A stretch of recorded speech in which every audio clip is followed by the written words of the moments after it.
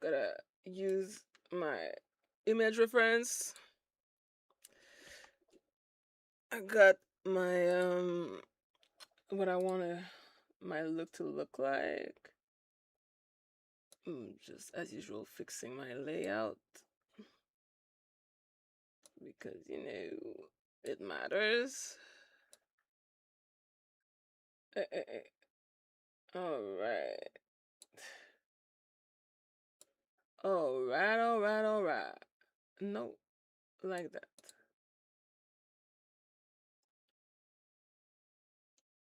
Jesus Christ. All right, so okay, cool. And no, we're not watching.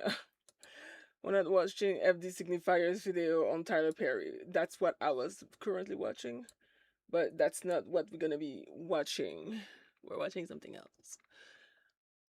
Also, sorry for all the Warframe tabs. Grinding in this game is not easy. Anyway, anywho, check out if you can see what your realm and Warframe.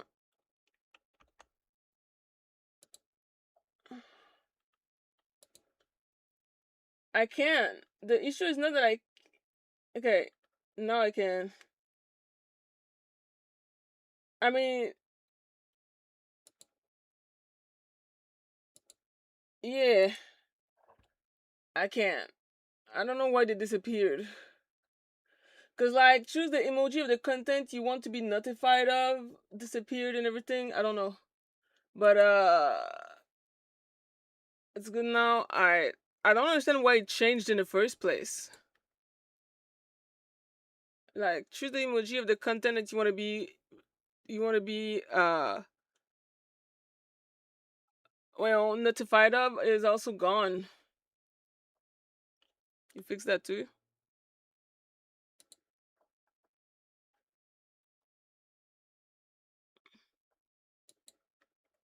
Either way, as long as I can see. I don't know.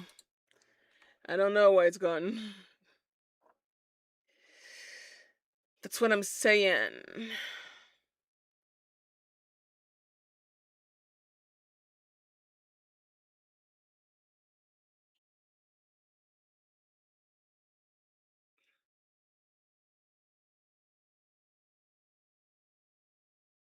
I'm checking what I'm gonna watch. Okay.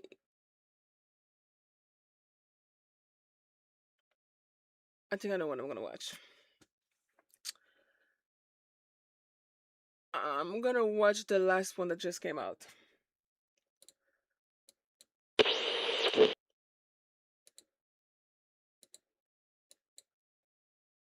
But whatever you do, Rodrigo, I'll check out after. But thanks for at least fixing that part. Bada bing, bada boo. 6 p.m. in Kotzebue, Alaska. It means absolutely nothing because in Kotzebue, it's always either very bright or always very dark. That's really not a metaphor. This is not something deeper. It's always either sunny all day long until you drive yourself crazy at night because you need to block out any light that's coming in through the window so that you can fall asleep at 11 p.m. Or you get 3 hours of sunlight the entire day and then you just live in perpetual darkness. There is no middle ground like most places. To give you a point of reference, in New York City during the summer, you get about 14 hours of sunlight. During the winter, you get closer to 10 hours of sunlight. But it is pretty standard. Usually during the winter, the sun sets at 5 p.m. During the summer, it's closer to 8 p.m. That's not what happens in Kotzebue. Kotzebue is above the Arctic Circle, which means the winters are almost pitch black all night, all day long. But it's in the US? Yeah, in Alaska. Oh, okay. It's actually closer to Russia than it is to Anchorage, Alaska. It's very interesting. Now, the area north of the Arctic Circle is probably only about 4% of the Earth's entire surface. And all you really need to know is that if you live above the Arctic Circle, things like daytime, nighttime, it doesn't mean anything. During the wintertime, it feels like Kotzebue has some sort of dread countdown that starts in September. September starts, you wake up, sun rises at noon, 11:57 a.m. Noon, when half the workday is already over for most of everybody else. And then the sun sets before you're even out of the office at 3:21 p.m. Now wait a minute, because I just finished one of Stephen King's first book, Salem's Lot or whatever, which is about vampire. And I'm like, why is there not more vampire story there if like sunrise is at noon? Noon? I cannot believe that that I know of, has exploited that for vampire stories. Barely 3 hours and 24 minutes of actual sun. Hi right there. But that's not even the worst of it. Each day of early December, shave off another 5 to 7 minutes of daylight. In Kotzebue, the shortest day of the year is December 21st. Sun rises just right around 1 p.m. and sets at 2:39 p.m. Oh. You get 2 hours and 5 minutes of sunlight, and that's it. And also, this is not 2 hours of high UV, go outside and just get blessed with the vitamin D, just blasting in the summer sun. That's not what it is. The sun does not go more than a few degrees over the horizon, so it feels like a very eerie 2-hour-long golden hour, and then it's just gone. And sometimes it's not even just pitch black. There's a lot of residents, they say that they actually prefer pitch blackness in the winter, but they have these hours that they call blue hours. And everything is like a really haunting, intense, saturated blue. It's not bright, it's not dark, but it's just like everything is a blue tint. During the winter, Alaskans have a term called big dark. It's just like a heavy weight that you feel during the winter time. Even though there might not be anything inherently wrong, you just feel like everything is wrong.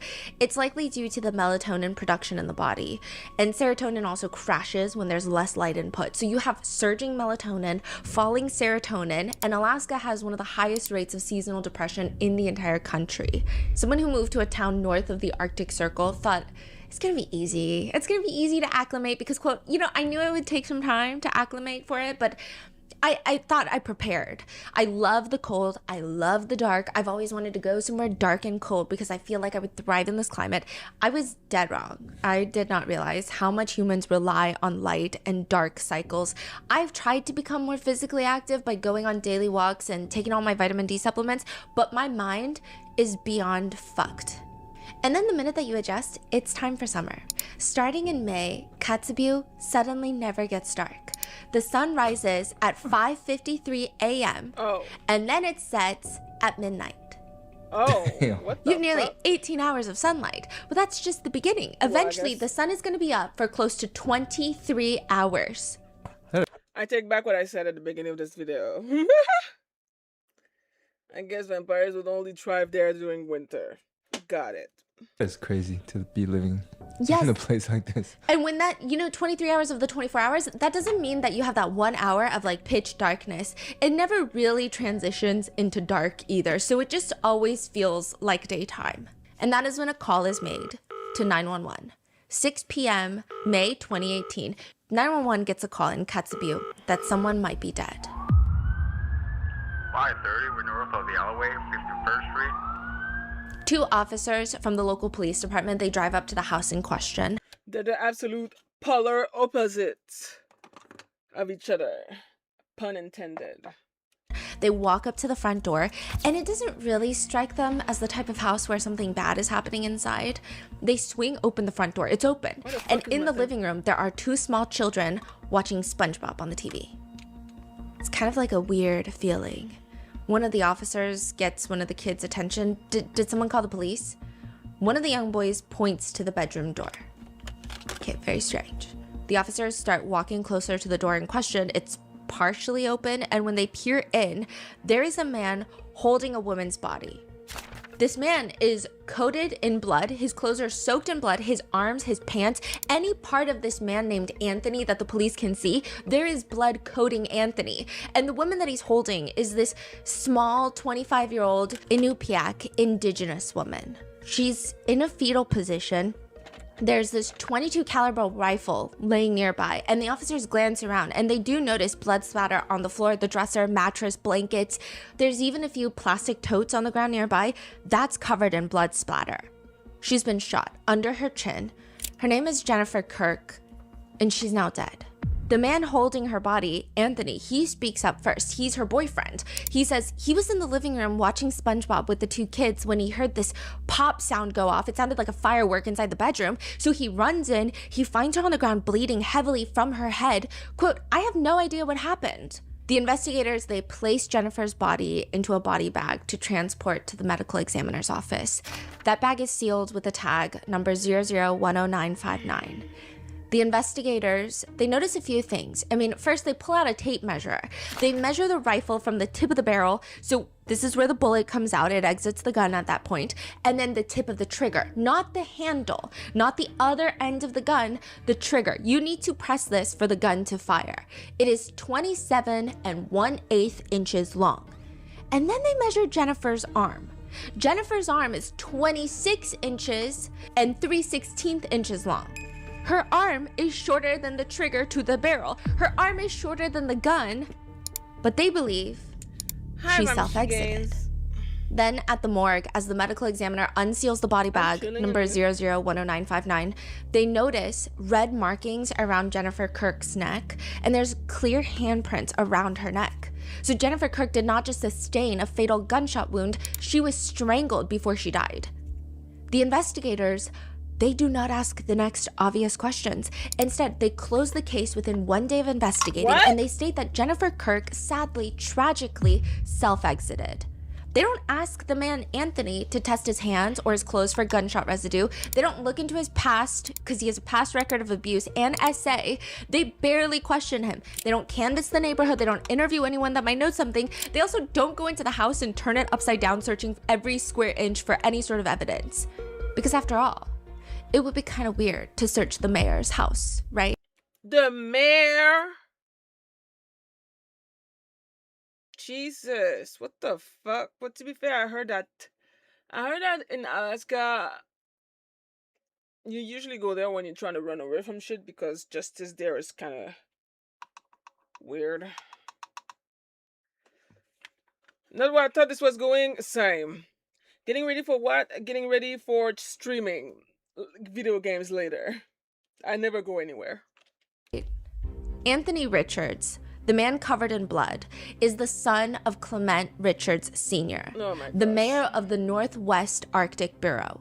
Okay. How could a mayor's son ever turn out to be a killer?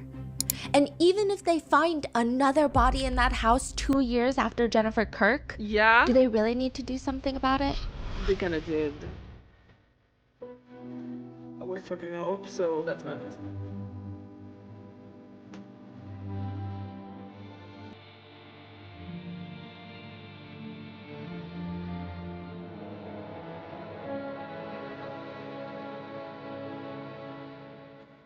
We would like to thank today's sponsors who have made it possible for Rotten Mango to support the Manilac Association. They are an indigenously operated nonprofit that provides high quality, culturally relevant health, social, and tribal services in the Northwest Arctic Bureau. This episode's partnerships have also made it possible to support Rotten Mango's growing team, and we would also like to thank you guys for your continued support. I will say that there is this huge expose done with ProPublica and Anchorage Daily News with the journalist Kyle Hopkins. It's so informative. They went and they spoke to so many people in town. They did investigative boots on the ground, investigative work, and it's just a great piece of journalism. So please go take a look at that. With that being said, today's case involves mentions of self-exit, DV, gun violence. However, the biggest thing to be aware of, it involves missing and murdered Indigenous peoples. There's going to be especially sensitive conversations about institutional racism, systemic neglect, police negligence, misconduct, prosecutorial failures. So please, if you feel overwhelmed, take a break, and I will see you in the next one.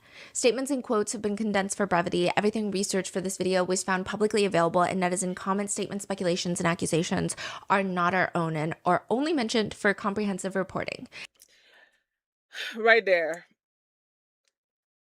If there's something that always comes back in true crime story, is how bad cops are at their job. Like, on God, I feel like in so many true crime stories,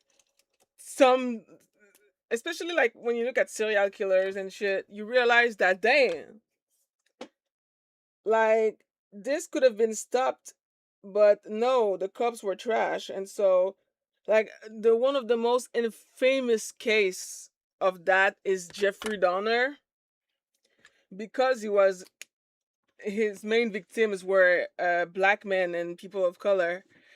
The cops did not give a flying fuck, and even when there's even one victim that Jeffrey Dahmer was seen with a young Asian guy. The kid was like 14 or something.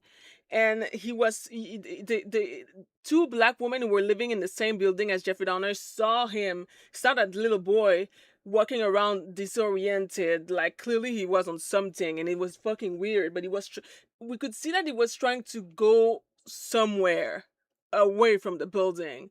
And then you see Jeffrey Dahmer going outside. It's like, hey, come back in here. And the women are like, how do you two know each other? Like, what's the connection between you two?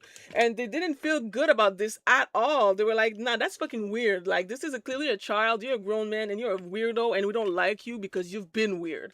Like, we have no proof, but you've been weird. Like, so they call the cops. The cops get to Jeffrey Dahmer's building, and they were like, why the fuck would you bother us for some gay bullshit that we don't give a fuck about? And the women were like, sir, this is a child. And he's clearly on drug. Like, something was given to this young man, because he's clearly not doing okay. And the cops were like, not my problem. He, you know, in this part of the country, gay people, we don't really care about gay people. So like, I still don't see why you're bothering us, and if you keep fucking talking to us, we will arrest you for bothering us. So the young Asian kid was basically dragged back into Jeffrey Dahmer's apartment, where he was then fucking murdered and dismembered and shit. Like, cops doing their job is not something that happened that often. I feel like I don't think I've seen a single documentary of crime where cops did their job on time. It's usually too late because they couldn't care less, or there's always some bullshit. But like, cops doing their job, that's crazy. Cops doing their job only happens in like TV shows. I feel like the reason why so many people still have this idea of cops is because TV is really good at making us feel like cops is this like honorable job where people are good and they protect and serve. When in reality, not only cops are not even required to protect and serve. That has been established by the Supreme Court or some shit. They're not actually required. If it puts them in danger, they're not required to protect and serve. So ultimately, expecting cop to do anything is crazy. Ask any woman who has been accused of stalking. Can they do anything? No. When it comes to violence and whatnot, a lot of time they can't do anything because of the law and blah blah blah. Like the society and the law are not built to protect women. So it's kind of crazy, but statistically speaking, if you decide to get married, you increase your chance of dying. Statistically.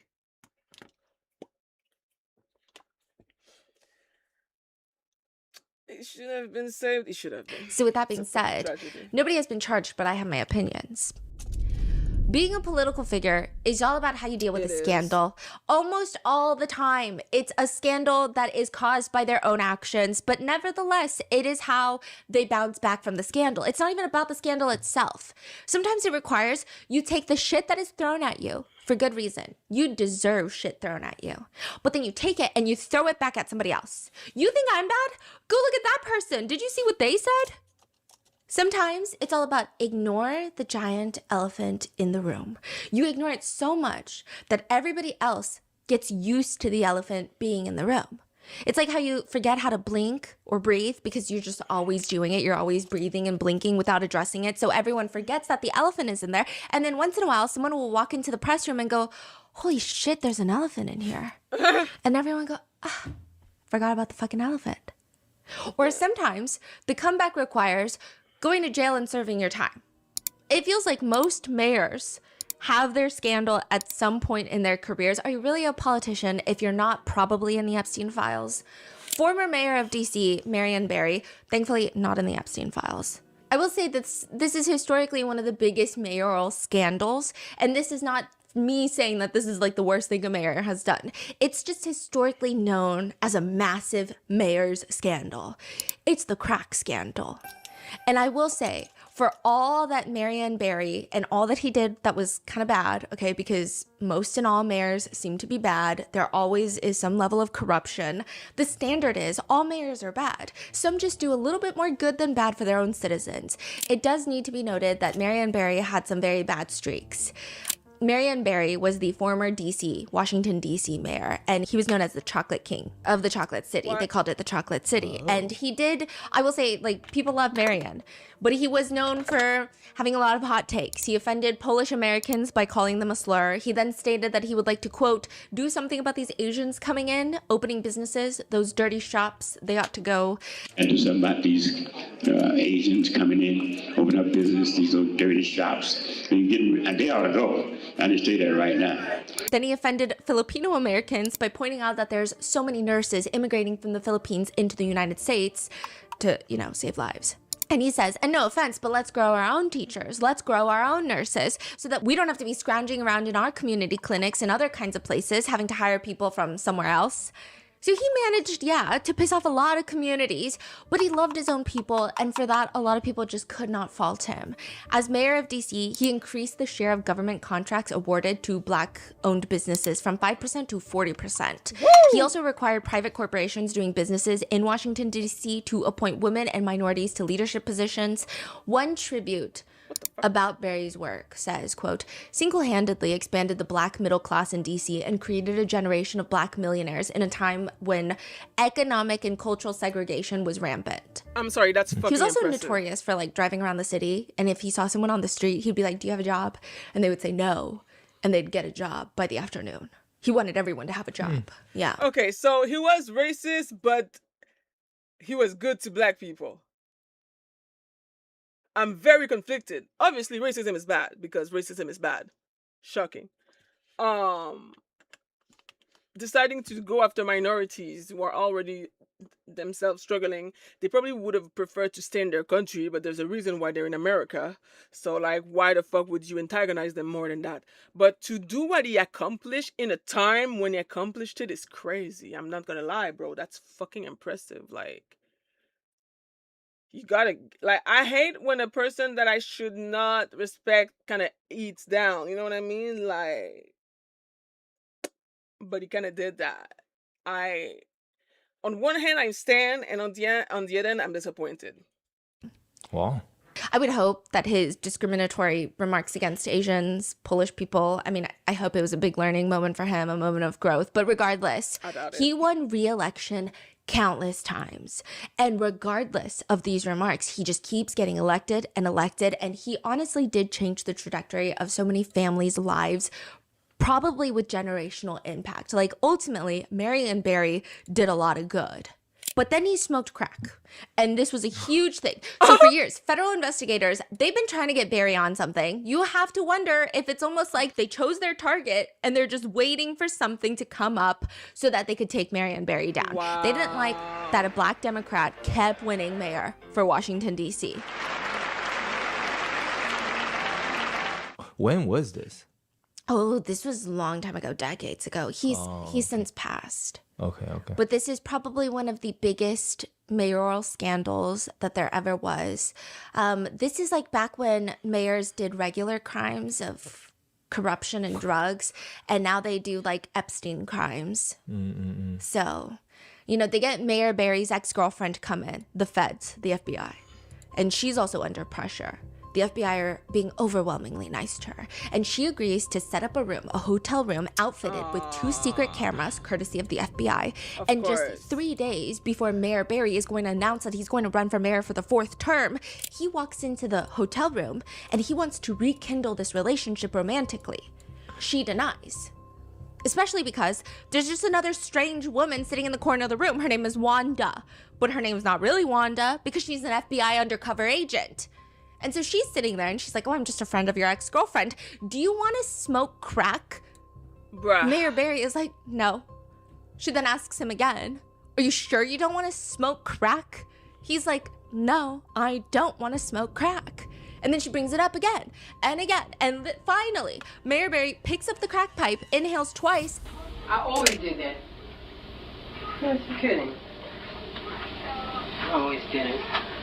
And a second later, the door is kicked open. FBI agents, DC police, they arrest Mayor Barry, to which he responds, and this is now the viral quote, goddamn bitch set me up like this. Set me up, ain't that a bitch? Fucked up a beer with this goddamn bitch setting me up like this. I mean, she did. Set me up, ain't that a bitch? Calm down. Bitch, she did. Those were his words. And that's why people love Mayor Barry, okay? Like, people love Mayor Barry. And then he looks But they at... did set him up. They literally said it. I mean, I Yeah. don't even know how this is not entrapment. It's just straight up literally entrapment entrapment. at this point. That's She crazy. asked so many times, are you sure you don't want to smoke crack? So why the fucking girlfriend sold out like that? I think they were scaring her. Oh. I think they were Obviously, especially if she's a black woman, like, of course they were scaring her. Like, the FBI, I'm not surprised. The way they did Malcolm X, the way they did Martin Luther King, come on now. A black mayor of DC who was reelected multiple times, I'm surprised he lasted that long. Fucking government. I would have lost my shit, bro. I feel like if this were to happen today, just because of the clear racial undertone, the entrapment and everything, I don't think it would go the way it did ages ago, but it is kind of disgusting, bro. Like, they did this man dirty. They did this man dirty, and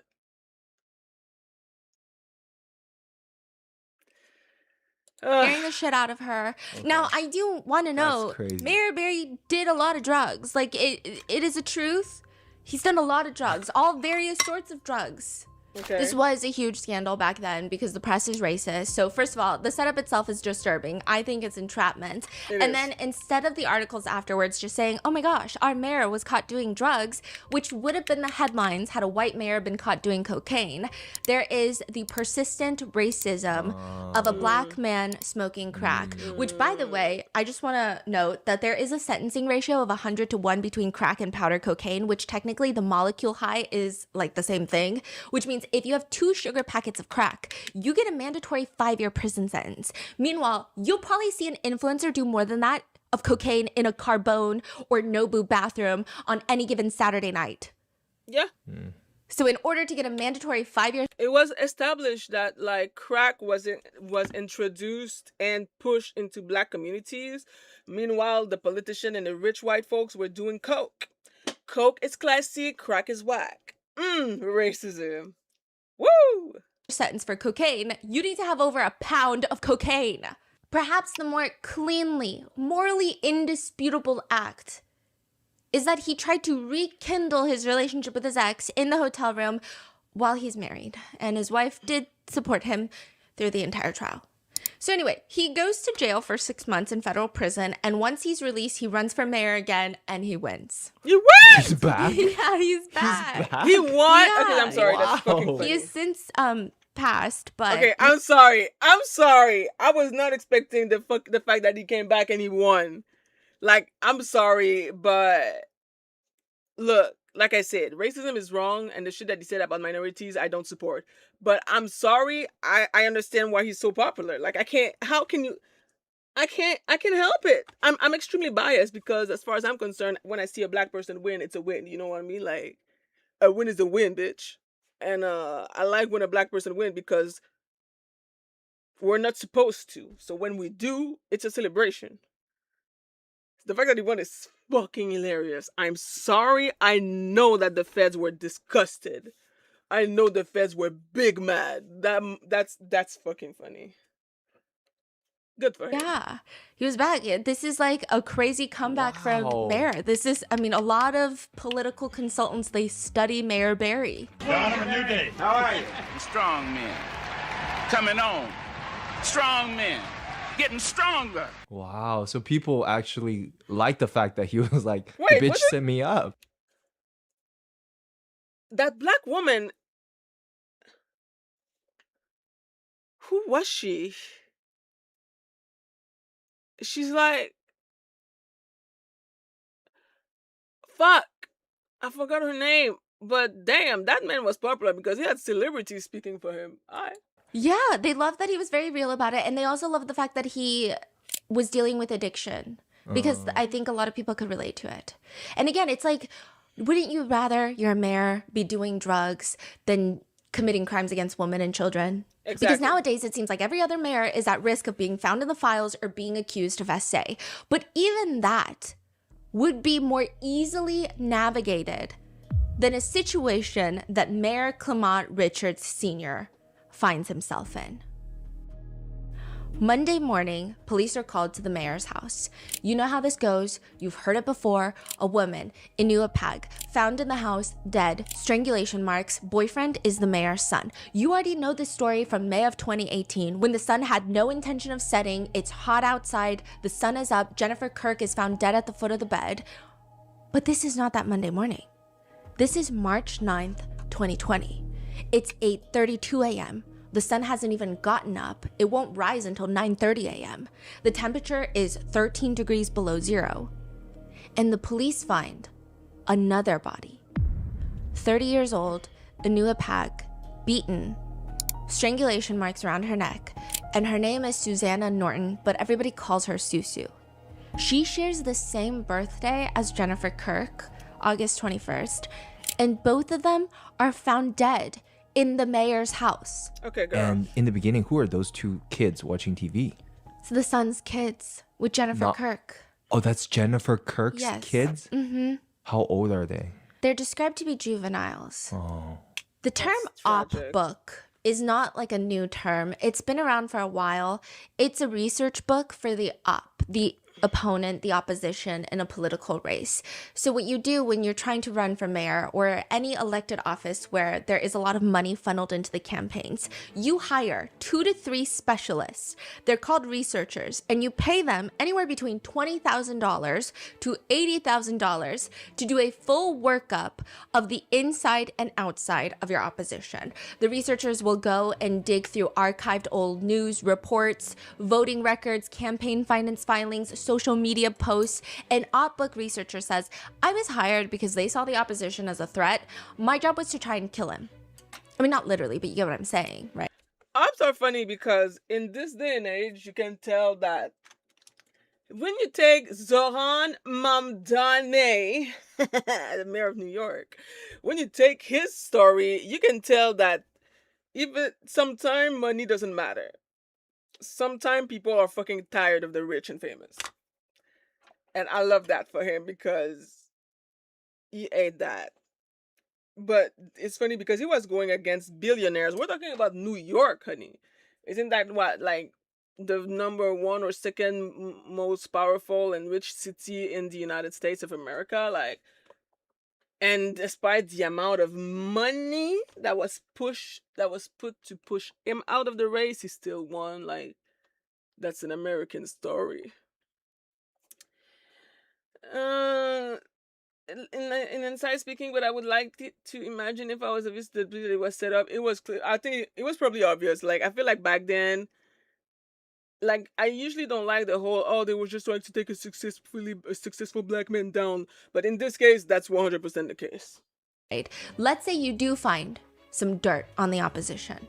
What do they do then? Well, they study it for the debates, but there's been this long-standing tradition, it seems, that the researchers will share that material with a journalist on the condition of no fingerprints.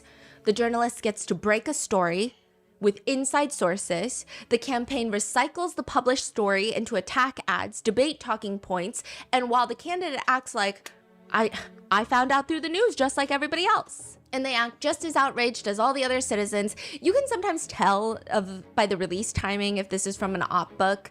In mayoral races, if one candidate consistently has bad information coming out on the day of press releases or big gatherings and rallies, it could just be very well released from the other party, which is why it's important. Usually big campaigns, if they only have the budget to do one op book, they do a self-op.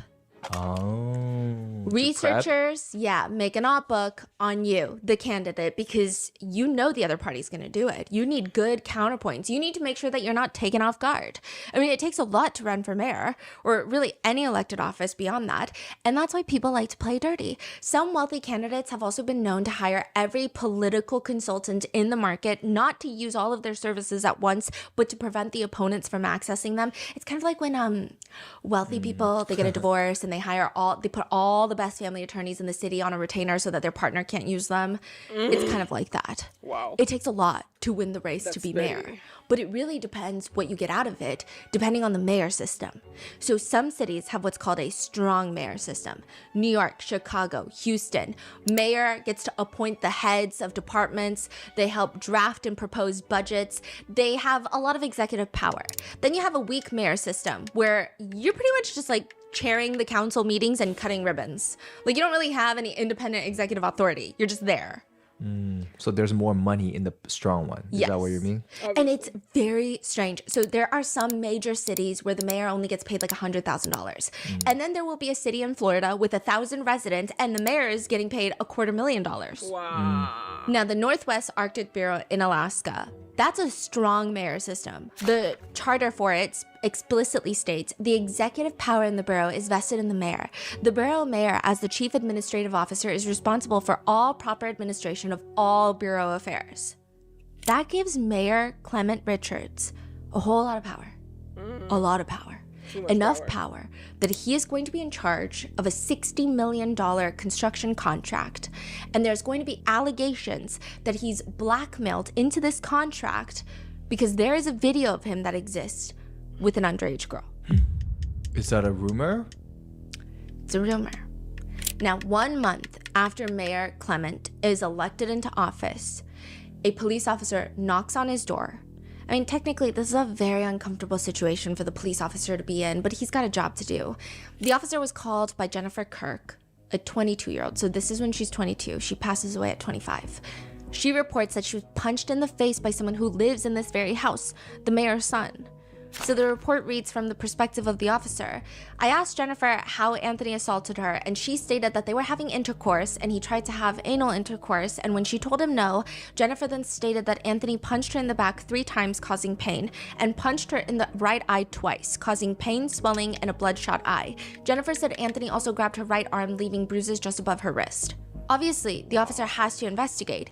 He walks up to the mayor's front door and he knocks again. And then Mayor Clement, he opens the door and he smells drunk, or at least according to the report, quote, appeared extremely intoxicated. And then the mayor just aggressively starts asking, how can I help you? How can I help you? How can I help you? Doesn't give the officer a chance to respond. He asks, how can I help you 3 times and then slams the door shut. It's like very odd behavior. This is 1 month after he becomes mayor. What is the officer supposed to do? Knock again? He doesn't. Instead, he just moves on. And so does everybody else. Until 3 years later, Jennifer Kirk is found dead inside that house. And there are clear markings of strangulation. She was shot with a gun that is longer than her entire arm. And it's ruled a self-exit. Okay. And the police and the mayor, they move on to the next big case. Wow. So instead of answering questions about what happened in his own house, what his son could have been involved in, the mayor is out there on a podium involved in another case, answering questions about Ashley Johnson-Barr. Ashley Johnson-Barr is the girl in purple. There's a lot that you have to know about the whole area of Kotzebue. It's closer to Russia, like I said, than Anchorage. It's a very isolated area. It's part of this like frying pan-shaped peninsula in Alaska, and it's actually believed to be one of the oldest continuously inhabited settlements in the Americas. The land should belong to the Inuit people, and they do comprise of roughly 75% of the population, but of course it's stolen land. But a lot more on this later. It's a very small population where, yes, the trope, everybody knows everybody. And it's true. It's also true that September 6, 2018, everybody knows that 10-year-old Ashley Johnson-Barr does not come home. And everybody knows Ashley Johnson-Barr. People say she's the kid that just seemed to be everywhere, like she could teleport. She'll be picking blueberries with her family and then showing up to 5 different church services and Bible studies every single week. If there's a body of water, she's probably trying to change into a swimsuit and swim in it, even if it's a puddle. But that Thursday evening, she goes to hang out at the playground in the town center. And this is not like other parts of the US where kids are not out by themselves. She's got a phone. She's at the town center. This is very normal for kids in this area. This happened after Jennifer's body was found, or 3 months after Jennifer's body is found. And this case, Ashley Johnson-Barr's case, does make national news. And because the mayor is the mayor of the town that this is occurring in, he almost becomes like this spokesperson for this case. And yet nobody's asking him about the fact that 3 months ago, a woman was found dead on his property, and his own son was covered in her own blood. Yeah, how does that make sense? Why is nobody? Exactly. Is it just like he has so much power that it's been silenced from the town? And again, this is a town where, like I said, it's that trope, everybody knows everybody, and Ashley goes missing.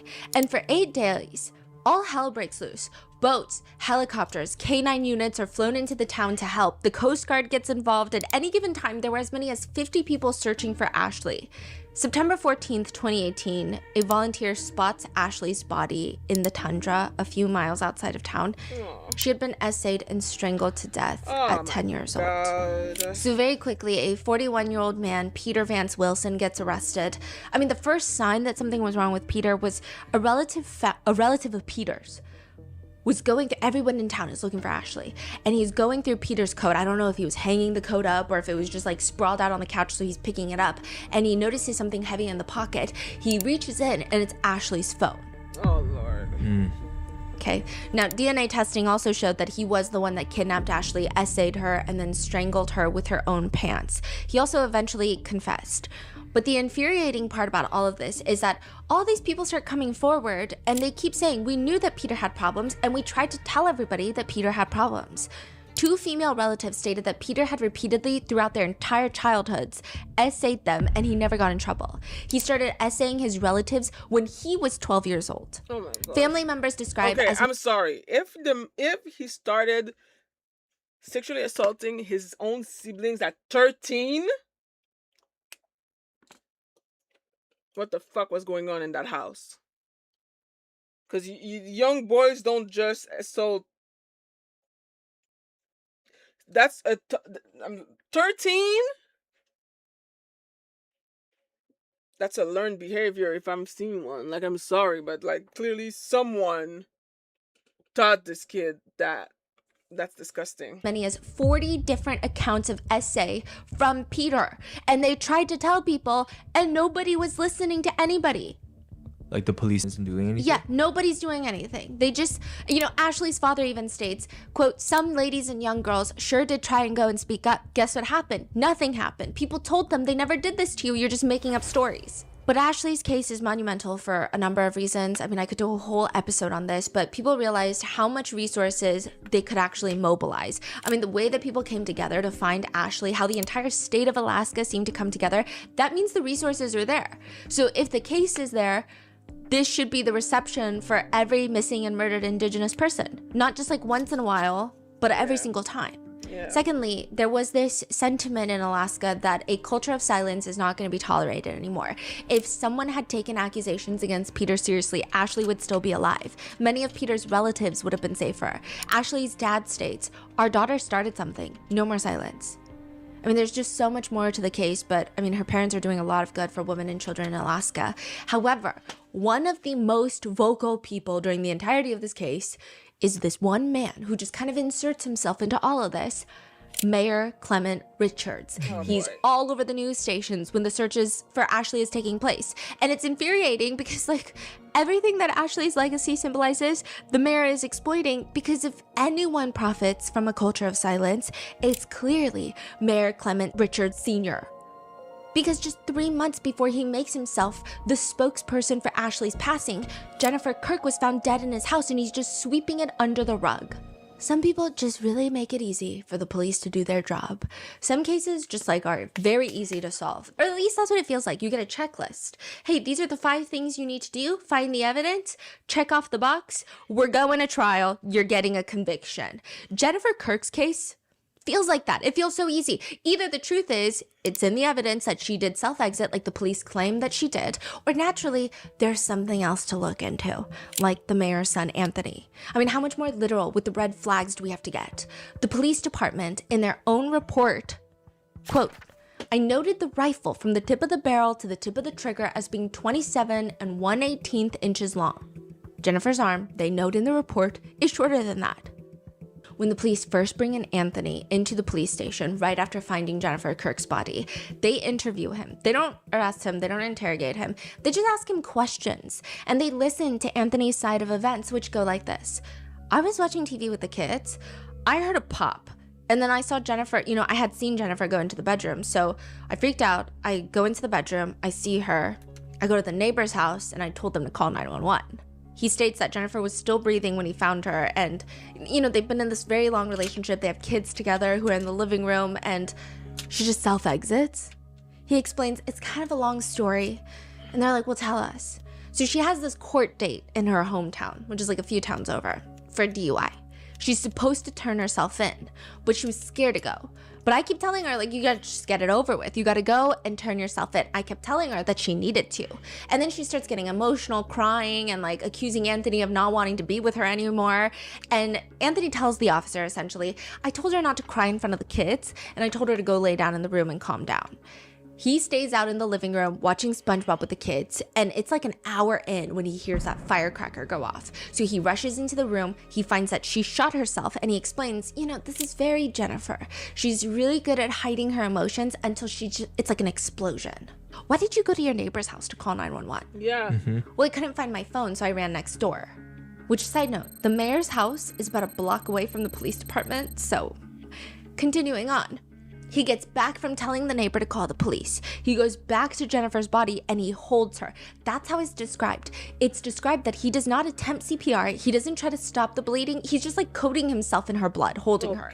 After what can only be described as a very suspicious story, the police are like, well, you're free to go. We're not arresting you. Bruh. Right when he leaves, the investigators get a call from the ME's office, and they advise the police that not only does Jennifer's body have a fatal bullet wound, but there are signs of strangulation on her neck, like handprints. She was strangled before she died. And this police department is not big at all, which, by the way, that's another thing that I have a personal gripe about this. Okay, so we tried to FOIA request this case a long time ago, and a team member on the RM team kept trying to get in touch with the police department, and we do FOIA requests all around different states and different towns, different cities, different police departments, and some police departments, each one operates differently. And each one feels like a whole new learning process of how to get a FOIA request. This is a small, tiny little police department, and it took suspiciously long to get a response from them.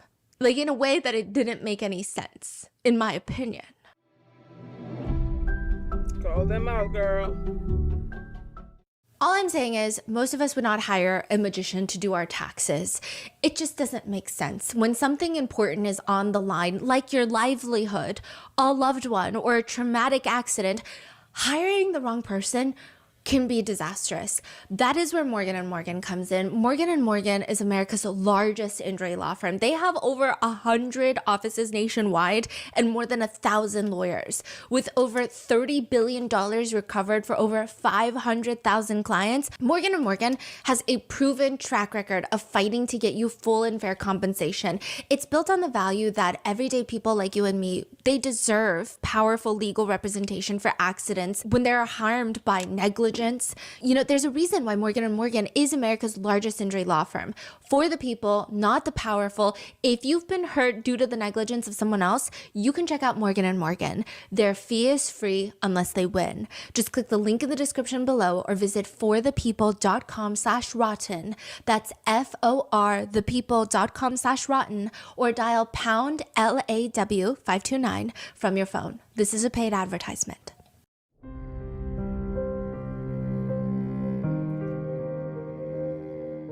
So this entire tiny little police department, they probably know everybody, and they know that a month after Clement is elected into office, so a few years ago, an officer got called out to the mayor's house by Jennifer Kirk because she reported that Anthony had assaulted her. And now she's dead a few years later. All they have to do is a little bit of due diligence. And if you're already pulling up his profile, you can also clearly see that September 2017, Jennifer called 911 again.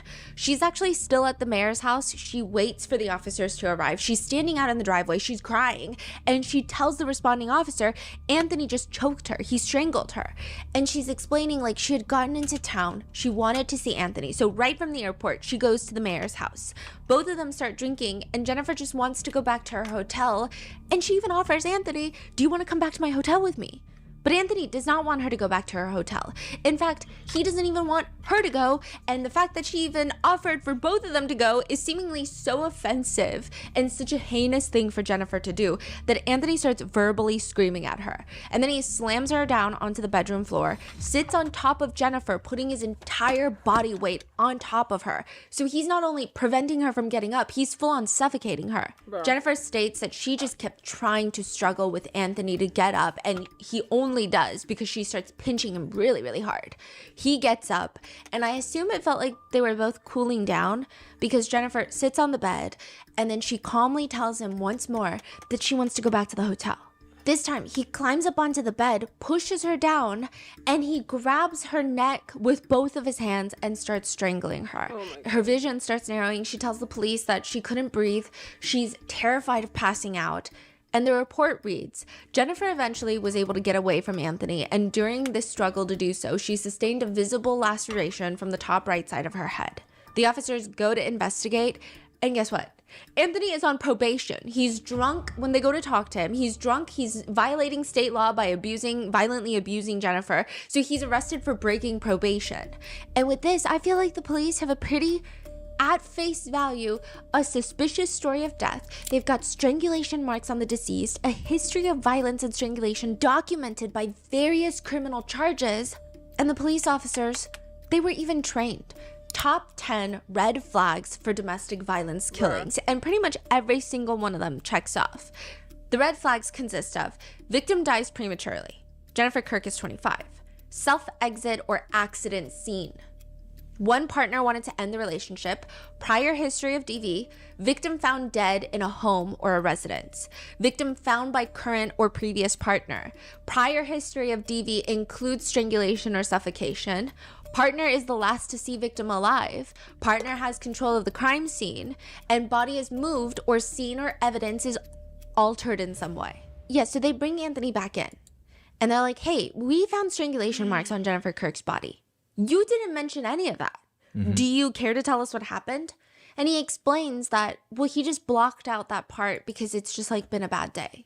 And he said it was all in self-defense.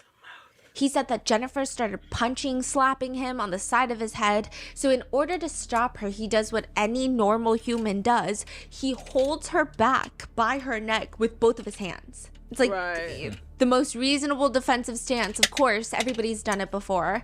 And Anthony says while he's doing this, she's still trying to slap him.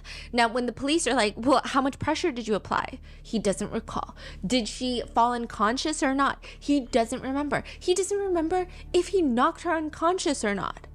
And all of this is happening in the kitchen. This is what he says, which is also kind of crazy because he made this whole thing about like, I don't want her to cry in front of the kids, but you're strangling her in front of the kids. So after she might have been maybe not knocked out, Anthony can't remember. And when she does become conscious, she goes to the bedroom, and that's when she dies by herself. Right. And with that, the police are given a pretty easy pathway to get to the bottom of what happened to Jennifer Kirk.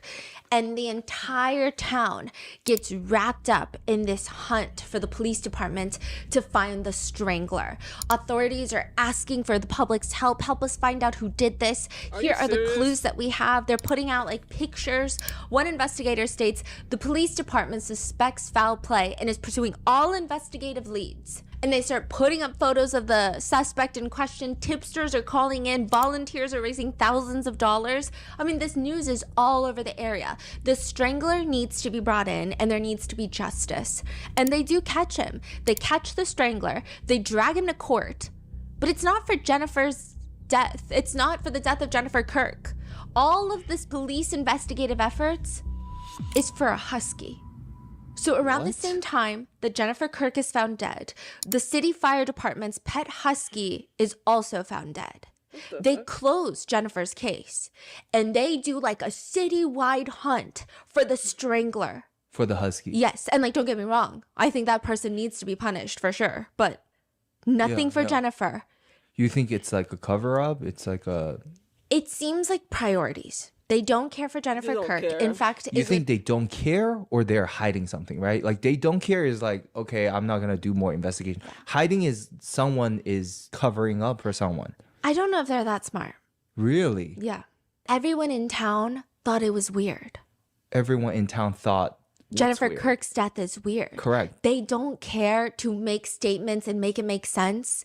They don't care to address it. It's just like, well, what are you going to do about it? That's the feeling that I get. Damn. It's so don't blatant. It doesn't feel like a cover up of like, ooh, a diversion. Don't pay attention to this. Pay attention to this. It doesn't feel like that. So why is there no genuinely feels- investigation if Because the mayor controls the police department. This is a really small town. Yeah. And they don't care to investigate. So even the police who made the report rolled the gun is longer than the arm. Yes. That means he also suspected something, some kind of foul play.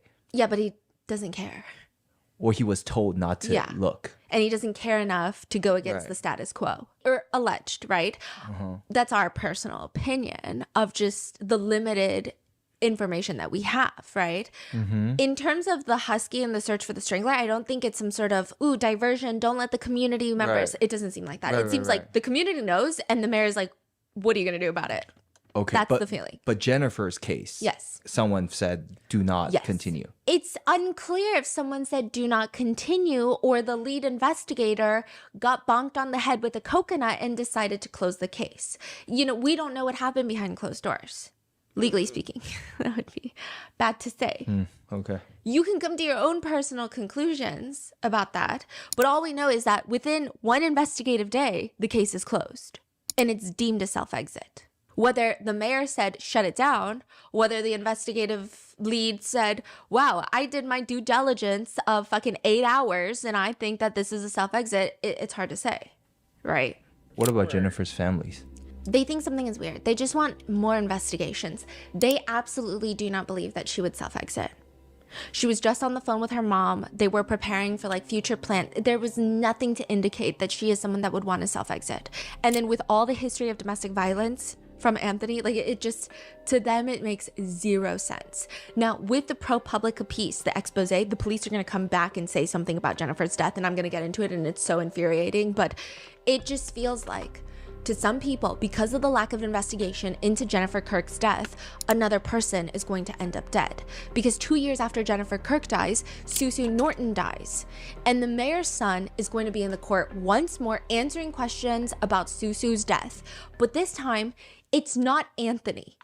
It's a different mayor's son, Amos. Okay, so Mayor Clement Richards Sr. has 3 sons. And all 3 of them have been charged with assaulting women on the mayor's property. They all live together? Yes, and it's not just one that's violently abusive. all three of them. There are at least 31 criminal cases involving the three sons and a total of 6 different victims.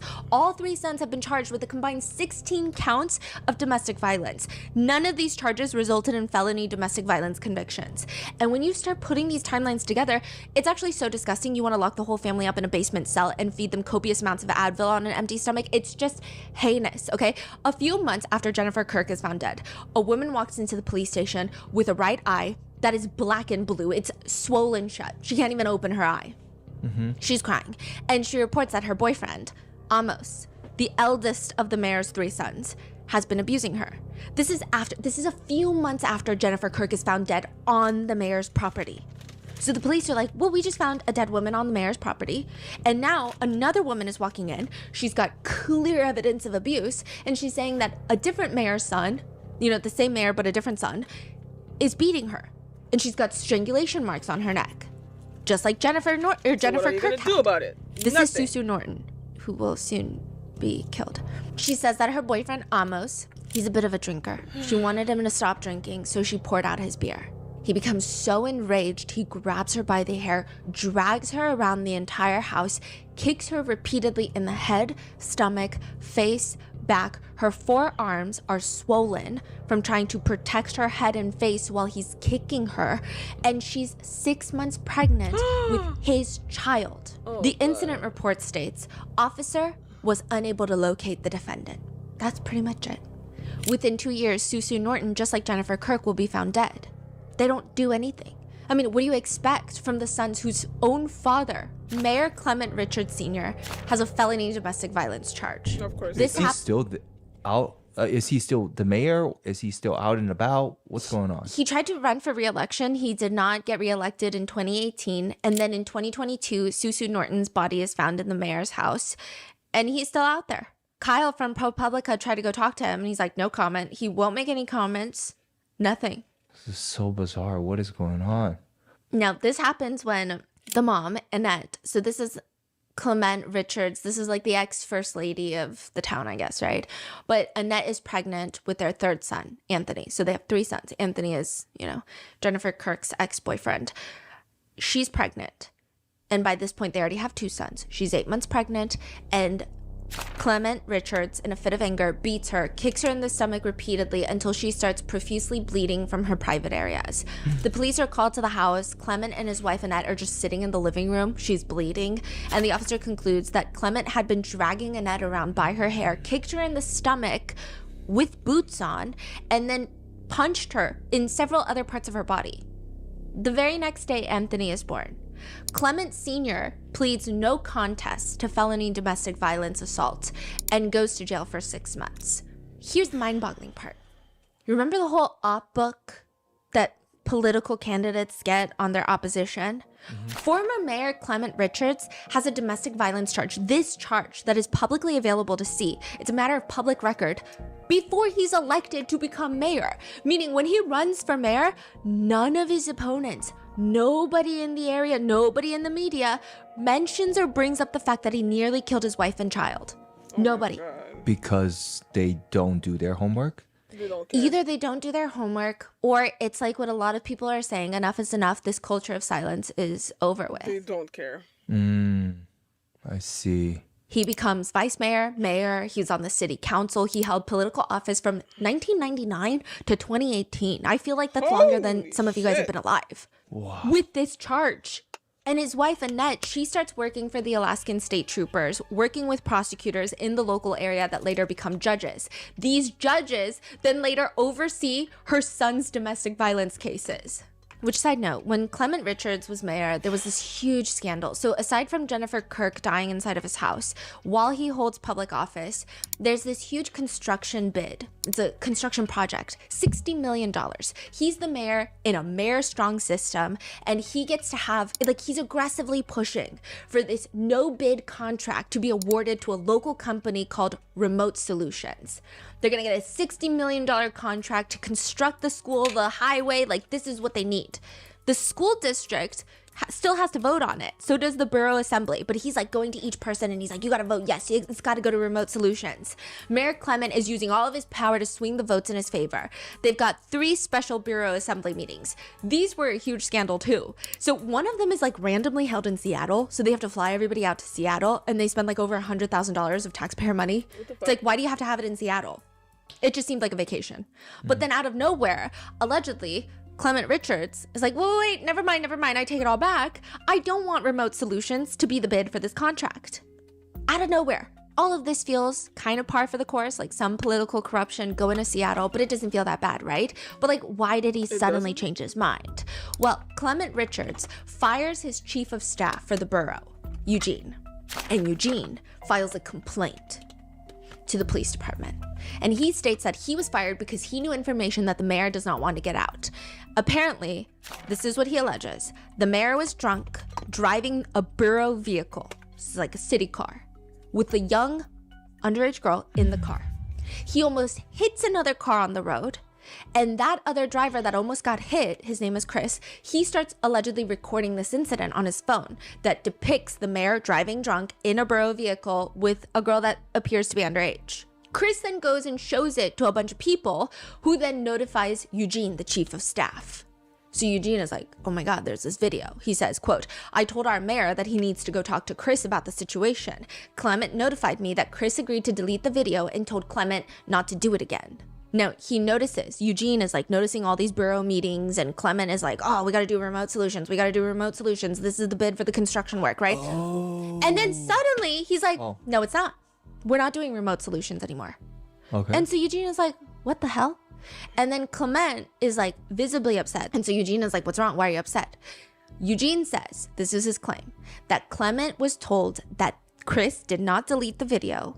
And now the other parties who want this contract are telling Clement, get rid of the Baker brothers. The Baker brothers own remote solutions. Who's Baker brothers? They own remote solutions. Oh, okay. Get rid of the Baker brothers or this video goes out. So all of a sudden he said, I don't want remote solutions anymore. So basically he has like a little underground deal with Baker's brother. That's a big allegation, but you know. I mean, he really is trying to get Baker's brother this deal for whatever. And then a competitor got their hands on Chris's video. Yes. Now they're kind of telling him we want the contract. Kill the contract, kill the deal, because we want it. Right. Now there's scandal about So why is Eugene getting fired for that then? So then Eugene is like, that's messed up. He's like telling Clement Richards, no, like that's messed up. You got to do something about it. Like you cannot let this affect how you mayor this town. Then he gets fired. So then he's like, okay, well, I'm going to file a report because you wrongfully terminated me for like having a morally upstanding take. Okay. So, but I will say the other side of it, I went into too many rabbit holes, okay? But the other side of it, this is an allegation, but the other company, one of them shares a child with someone on the school board. So everybody's just trying to get the company that they get a kickback from. And I don't know if kickback should be used in like the very strict definition of contractually you get this much, but just you get some sort of indirect benefits. The driver was contacted by a journalist and they state that there is no video, there's no involvement, but the whole thing was just a massive scandal, just huge. It was an even bigger scandal than what's going on inside that house. The mayor's 3 sons, Amos, he has multiple charges against him. He's the eldest for victimizing and abusing his girlfriend and the mother of his children, Suzu Norton, while she's pregnant. He's violently assaulting her, just like his dad violently assaulted his mom while she was pregnant. Suzu Norton's death is being investigated right now. And I would say Amos would be, in most people's opinion, suspect number 1. And then you have the second son, Clement Jr. One complaint filed against Clement Jr. reads that a redacted victim called 911 to report that Clement Jr., the mayor's second son, was assaulting her inside the mayor's house. This is Clement Jr.'s girlfriend, and she says that she was trying to leave the house. Clement Jr. gets up in her face and he starts pushing her as she's walking out of the bedroom. Quote, the victim stated that when she turned around to push the defendant away from her, he began to punch her in the face. The victim said that she attempted to get away from the defendant but was unable to. He just keeps punching her until a third party, one of his friends that happens to be there, rips him off of her. The officers contact the defendant, Clement Jr., and they write that the defendant was extremely uncooperative and denied anything happened. He had a strong odor of alcohol on his breath as well as on his person, red, watery eyes, and poor balance. Now, Clement Jr. pleads guilty to harassment and receives a suspended sentence, and his conviction is wiped from public record. And then you have Anthony, the youngest son, Jennifer Kirk's abuser. He's got a lot of cases. Many of them are the ones that we've covered with Jennifer Kirk, her reports before her death. He also has another case against him, an SA case where the victim states to the judge that she's terrified of running into Anthony because it's a small town. Which, by the way, Superior Court Judge Paul Rotman decides that he's going to give Anthony a special chance. And by special, I just mean very uncommon. So he gives Anthony a very low bail. This bail goes from being $7,500 to $2,500. And he explains his decision by saying that he worked with Anthony's mother and knew his father held elected office. What the fuck does that mean? Yeah. The judge states, I know Mrs. Richards for when she used to work with the troopers. She has a lot of experience with these types of cases and know what these are like. Mr. Richards has been part of city council, if you're not now, I don't know if you are now. So he's been part of the local council. So they're going to be fine third parties, I think. I know Miss Richards from when she used to work for the troopers. She has a lot of experience with these types of cases and knows what these are like. Mr. Richards has been part of city council. If you're not now, I don't know if you are now. So he's been a part of the local community, and they're going to be fine third parties, I think.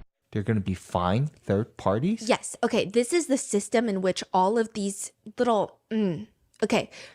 They violently assault a woman. They get charged with felony assault. And then the judge gives them a low bail. And the judge is like, fine third parties, meaning, I think your mom and dad are going to make sure that you don't try to run away, that you don't do anything crazy while you're out on bail before the trial. And guess what? A trial never fucking happens because the prosecutors then come in and they're like, hey, plead guilty. And instead of a felony charge, we'll give you a misdemeanor for something like harassment instead of violently kicking someone in the stomach while they're pregnant. They really run to town, huh? This is crazy. The judge even says, to say that you dodged a bullet is an understatement on this one. Well, to say that you dodged a bullet is probably an understatement on this one. These are pretty serious charges.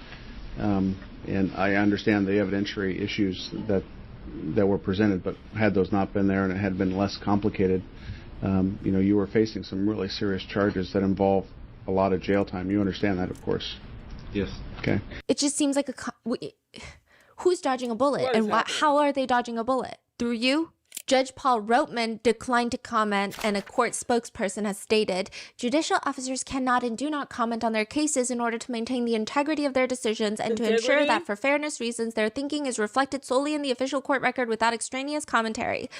Even though the code of conduct for judges state that, quote, shall not allow family, social, political, or other relationships to influence the judge's judicial conduct or judgment. So the sheer fact that he's like, well, I know your parents. Mm-hmm. Yeah. Even after the death of Jennifer Kirk, July 17th, 2020. So this is actually after Jennifer Kirk's death and Suzu Norton's death. There's another filing. Okay. After 2 women are found dead in the house. Yeah. Okay? A woman reports her boyfriend scratched her face and kicked her. Her boyfriend being Anthony Richards. What is going on in this house? Yeah. She said that Anthony threw her onto the ground, kicked her, punched her in the face, started kicking her in the ribs, her legs, her back, her butt, causing pain. The officers actually located a third-party witness who was like, oh yeah, I saw that happen. And when they finally find Anthony, in the report it states that he starts cussing out the officers that he's not going to jail. And quote, while declaring to Anthony that he was under arrest, Anthony attempted to walk into the residence. Officer Aaron and I got a hold of him while I was trying to place handcuffs on Anthony. He grabbed my handcuff by the loop and would not let go, prompting me to pull my laser and demand that he let the handcuff go. Anthony Richards was arrested and transported to KRJ, where he remained uncooperative and refused to participate in a preliminary breath test. Okay. But he's out now. So these cops, they first get involved. They're like, that's sus. I'm going to arrest you. You're going to get punished. Mm-hmm. And then they turn around. There's nothing going on here. Yeah. Or they arrest them. And then the judge is like, you guys are good, fine people. I see no reason to be suspicious of you. You can be out on bail until the trial. Jesus. And then prosecutors, remember, Annette used to work with the prosecutors. Not saying that there's a connection, but I'm just saying that's an odd thing, right?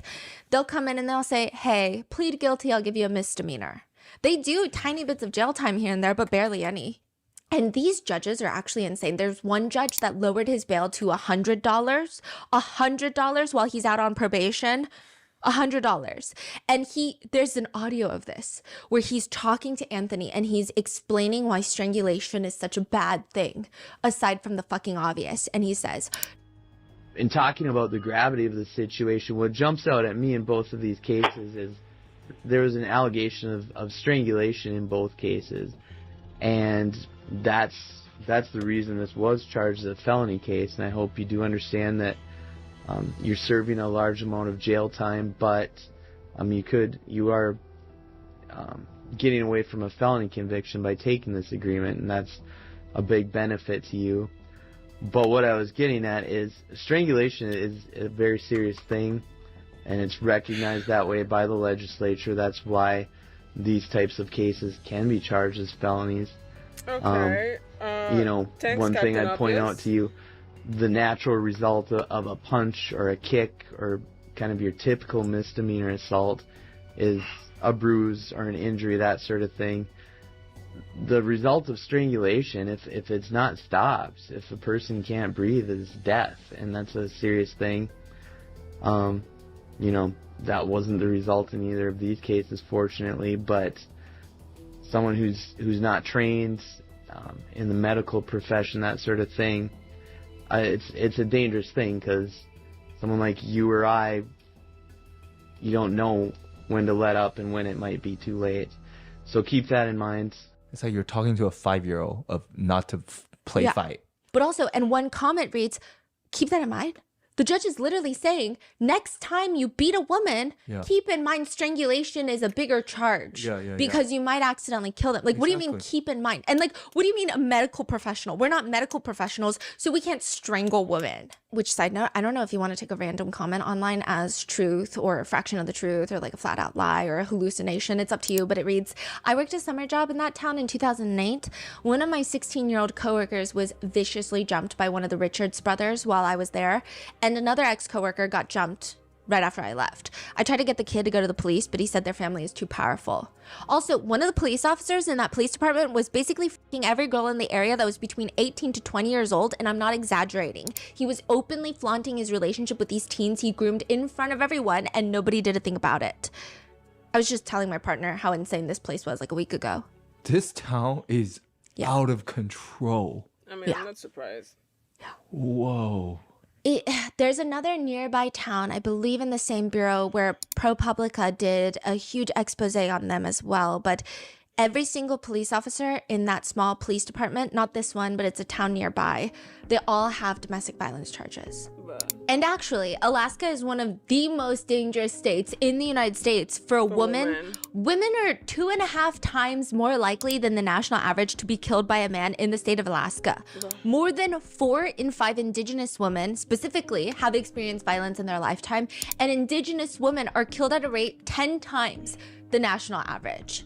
On any given day in the United States, thousands of indigenous women and girls are listed as missing in federal databases, and no matter how large that number is, it's still not comprehensive. There is not even like a way to identify that someone is indigenous when they go missing. It's always like white, Hispanic, Asian, black. There's no way. There's actually no comprehensive federal database that tracks how many indigenous women are missing. There's no reliable count of how many have been murdered. It said that when an indigenous woman disappears, she disappears 3 times. In life, in the media, and then in the data. So we're working on a full episode on a few other cases. I mean, a lot of these take a lot of time because it's hard even to get like the FOIA requests, and it's just really difficult. But it all just comes down to this. Which, don't even get me started on the boarding schools, that they would systematically just eradicate indigenous culture while saying indigenous women, saying that their culture is lesser than other cultures. Meanwhile, you're R-wording them Every elected official gets up on every single fucking podium, shoves their face inside of a mic, and they pledge, they promise everyone that there's going to be change. And the only way that they're going to bring about change is the minute that their ass touches the seat of power. So you must vote for them specifically. It's very sympathetic words that are spoken with all of these politicians. And then the execution is completely hollow. It's empty. There's nothing of substance. Do they actually do something? No. After the ProPublica expose on this case, in an open letter, the police chief states that state investigators reviewed the case of Jennifer's death in 2018, and they found no new leads. The letter reads, to the Katsubi community, since the news articles about several deaths were published by the Anchorage Daily News, past traumas and pains have been reopened in our community. These difficulties are not lost on me or your police department. The tragedy around the death of Jennifer Kirk in 2018 is one of many that weighs on our hearts. We need to advise the public that reading this letter may be disturbing for community members. Many in our community have raised questions or concerns about Jennifer's untimely death. I wanted you to hear from me directly on how the investigator assigned to the case took care to investigate Jennifer's passing and what the process looked like, so you have as much information as possible to make informed decisions about what you read, see, or hear. They allege in this letter that the investigator spent at least 16 days interviewing witnesses, collecting evidence, and following up leads before closing the case. Jennifer's own sister has come out to state that the police failed to properly communicate with the family during the initial investigation. They failed to interview certain witnesses. They even declined to provide the family police audio and video recordings from this closed investigation. Previously, Jennifer's parents were outspoken about stating that she would never self-exit and that the police never even really spoke to her about anything. Also, it was closed within one investigation day. I don't know where he's coming up with 16 days all of a sudden. And also, if that's the case, you should prosecute Anthony for strangulation, even if you don't prosecute him for potentially being involved in something more sinister. But he admitted to strangling her before she died. They continued, the medical examiner has the ultimate authority in determining the case of death. After a thorough review of the evidence and post-mortem autopsy, the medical examiner determined that there was no evidence that Jennifer had in any way been strangled prior to her death that day. There was also no evidence that anyone other than Jennifer fired the gun that ended her life. Okay. The police wrote in their own report that her arm is shorter than the gun. So suddenly it's no longer shorter than the gun, and it's actually physically feasible that she could have pulled the trigger, but they don't provide any context, because I'm sure you could MacGyver the trigger in a way where if you pull something else, maybe the trigger is pulled, but they're not saying that's what happened. They're just saying, no, I'm telling you this, so you're gonna believe it. And they counter it with this. Some have expressed concern whether it would have been physically possible for Jennifer to fire the rifle. Measurements taken of both Jennifer's body and the firearm show that it was. How? Literally how? Yeah, What is happening? it's just like physics. I know this is hard to hear. Something I do want to note to you, we are aware of the domestic violence history in this case and in others. I want to be clear, I strongly and vehemently condemn that. No one should ever think that it is okay to abuse another and cause harm. Those who do harm should face consequences. Okay, then persecute him for strangulation. While it is not my decision nor my department's on prosecuting or sentencing those incidents, I do want you to know that I denounce domestic violence in the strongest possible terms.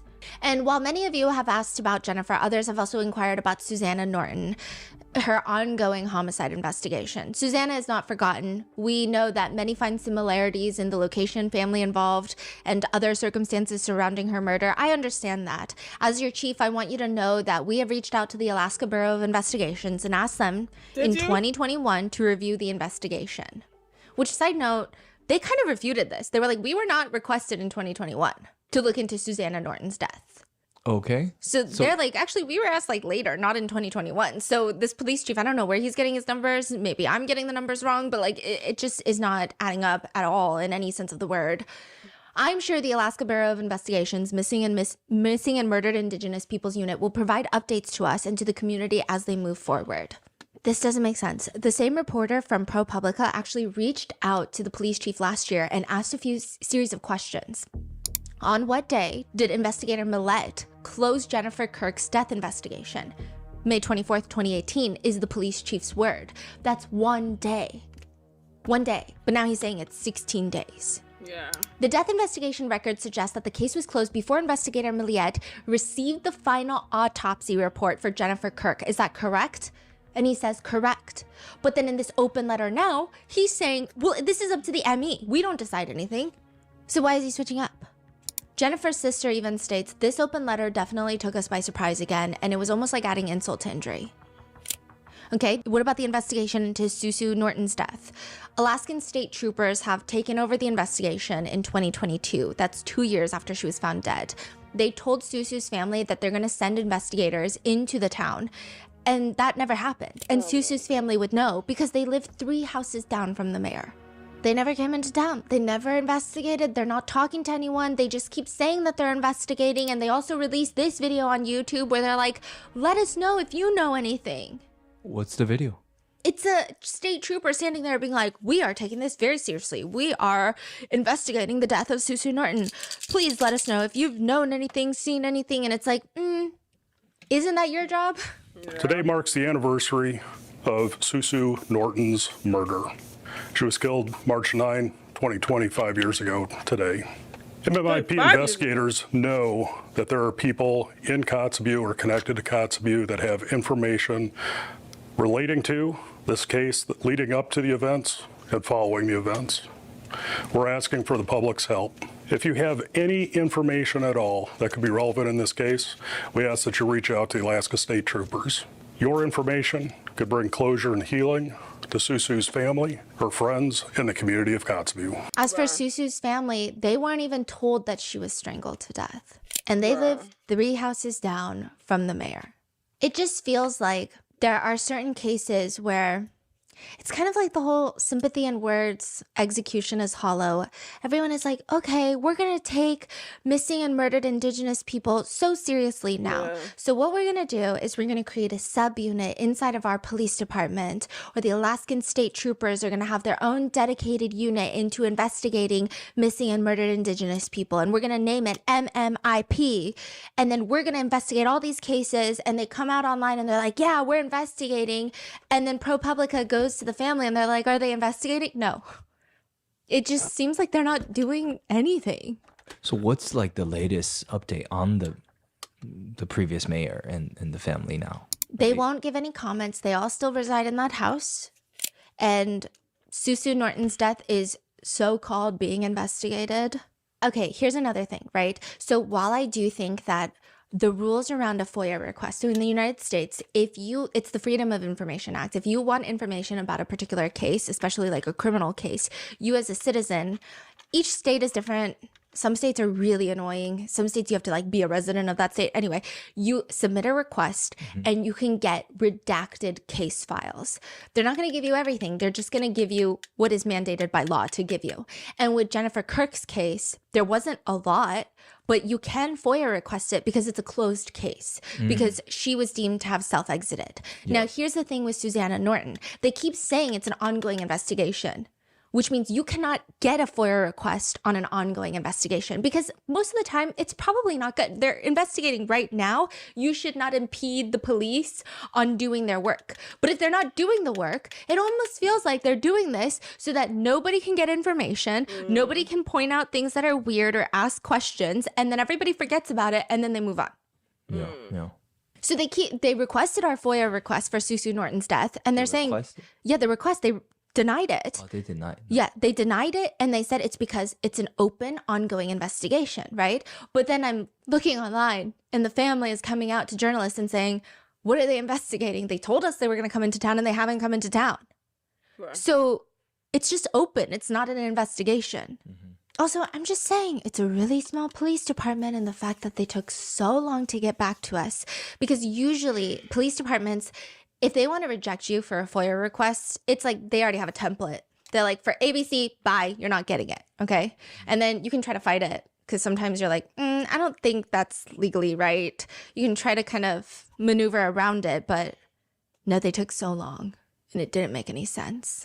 One comment about this case reads, when it's rich billionaires who jettison themselves to the bottom of the ocean, we've got enough resources and money to send the Coast Guard to the bottom of the sea to retrieve their bodies and the debris. When it's 2 indigenous women, no one cares. Suddenly there's no more money, no more resources, no bother, no care.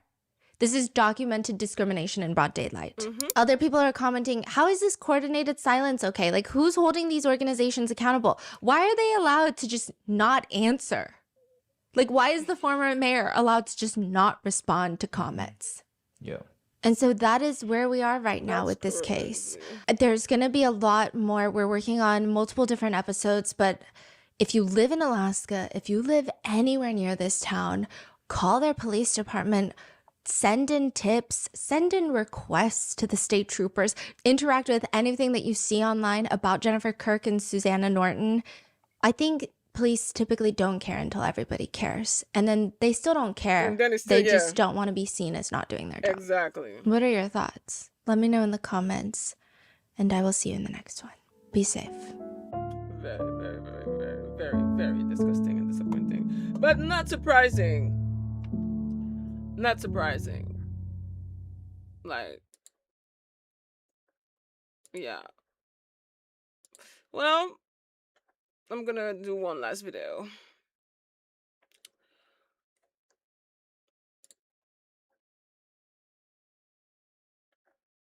This one, short. Bada bing, bada boo. It's a big debate. The good old infidelity clause in a prenuptial agreement. Is it viable? Is it not viable? It depends on the state. You think that you can just write in there, before I get married, hey, husband, hey, future wife, if you think you're going to cheat on me, guess again, you're not, because you're going to give me everything if you do. Some judges in certain states will say, yeah, that doesn't work here. Really? You're still going to get half of everything, even though your pants were in somebody else's closet. It doesn't matter. But there are a lot of other weird clauses that are getting popular. The Weight Watchers clause. One partner or both partners, That's usually crazy. usually the wife, will be forced to stick to certain lifestyle habits and fitness goals. Basically, they write into the prenup that for every 10 pounds that a woman gains, she owes her partner a financial fine. Wait, this is real? Yeah, or she forfeits some of the private property that both of them share. Wait, how is that real? This is real? It's most likely not going to be held up in court, but people have been writing it into their prenups. And it's not like a tiny weight on the scale either, the financial fine. One couple wrote that if the wife ever weighs over 120 pounds, she forfeits $100,000 worth of property. I'm sorry, 120? How old is she, 12? Oh God, I don't even remember when's the last time I was 120. That's crazy. Allegedly, reportedly, Jessica Simpson and some guy named Tony Romo, I think he was like some bald dude quarterback or something, okay? Dallas Cowboys, don't be offended. I can't throw a ball for the life of me, okay? But allegedly, when he and Jessica Simpson were dating, they were going to have a prenup clause that required her to pay him $500,000 for every pound that she gained over 135 pounds. Thankfully, they never got married. Okay. I don't even know if this is true. He is now married to, you know, Nate from Gossip Girl? No. Nate Archibald from Gossip Girl. His sister is married to Tony Romo now. But I don't know what's going on in their prenup if they have one. I like how you say Nate from Gossip Girl. I'm sorry, that's the deep. Okay? Let's get like more recent in our things, like that's the deep, and he's a lovable, disgusting. Lovable is crazy. He's a moron from The Boys. Or there is a Netflix narc clause. For every hour of TV that a partner watches over the weekly allotted stipulated amount, they will pay their partner a fine. How much TV do you have to be watching for someone to write that into their premarital agreement? The only one that I could maybe see a use for is the clause that dictates the number of overnight stays for each in-law parent every single year. That's funny. This could maybe be useful if you have overbearing, always in your space, opinionated, wants to date their own child in-laws that never leave you alone and never stop criticizing you. But that might be the only clause that's not completely unhinged. But also, I feel like you could have probably handled that before you get married. There's also suddenly, we're in the red light district clause. If intimate relations are not had at least X amount of times a week, a fine is paid. Okay. One couple allegedly even came up with a list of pre-approved positions that count as intimate relations. Some positions don't count, I guess. That's just toxic. I don't even know how this is trackable. How would one person prove to the other party that they did not adhere to the terms? I will say it sounds awful, and it probably is, but again, it's That's not a entirely wedding to me. That's not marriage. That's unenforceable not in the court love. of law. I highly doubt that a judge is going to sit there and enforce any of these clauses, which if one clause of an entire agreement in a prenup or a postnup is deemed frivolous by a judge, it could actually render the entire agreement void and unenforceable. And that is why a lot of attorneys say, hey, don't be dumb. So the cheating clause is also not always enforceable? No, there's lots of states who don't enforce it. California Why? is notoriously one of them. Really? Yeah. So some states just don't like it. I guess it also could depend on the judge, but it's very interesting. Yeah. Prenups are done before two people get legally married. Postnups, a lot of judges these days hate postnups. Postnups are drafted and signed after two people are legally married. And obviously with postnups, it's difficult because the courts just hate it. It's more expensive, first of all, to get attorneys to draft up postnups because they have to go through all the entangled assets that you guys already collectively have. And then from there, judges don't like it because typically you're taking away the rights that people receive upon getting married. So prenups, you're modifying rights before those rights are given to you. Before you get those rights. Because the minute you get married, you have certain rights. So you're modifying, hey, you're not going to get this right before we get married. So you never had that right to begin with. Right. But then with a postnup, judges are saying, well, now you're taking away rights, and now we have to factor in, was it signed under duress? Like, there could be a whole buttload of reasons why someone might have signed a postnup versus a prenup. People think prenups are done with much more clear-headed minds in space. I don't know if that's true, but a lot of attorneys will argue, I mean, yeah, definitely if you don't have a prenup, get a postnup. Those are always encouraged. But if you have to pick between the two, if you're thinking about getting a prenup or a postnup, get a prenup. It's so much easier, more affordable legally, and more likely to stand up in court. And this specific couple, a young couple in Hawaii, did a very odd postnup that I really don't know how it would hold up in court. It most likely is not going to stand, even though it has been heavily criticized, not in family court though, in criminal court. The postnup between a Hawaiian couple states that in the event of a divorce, the father will get all the assets, the house, the money, the cars, full custody of their daughter, and the mother gets nothing. She gets zero. She doesn't walk out with a dime. And the mother is no longer ever allowed to visit psychics. That's written into the postnup. What the fuck? If she visits a psychic, a divorce will be had. That is crazy. That's likely not enforceable though, right? Okay. Oh, and she can never see or speak to her fertility specialist ever again. Why would that be in a postnup agreement? Especially when this woman's fertility specialist is a man named John Takahara, a local acupuncturist who recently helped multiple couples conceive. What does John have anything to do with anything?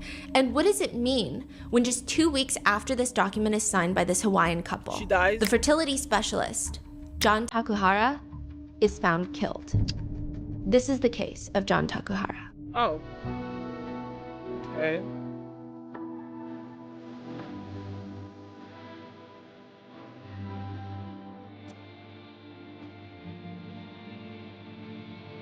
Ultimately, if you sign this kind of like agreement with your husband, that's not a wedding, that's not a marriage, that's not love.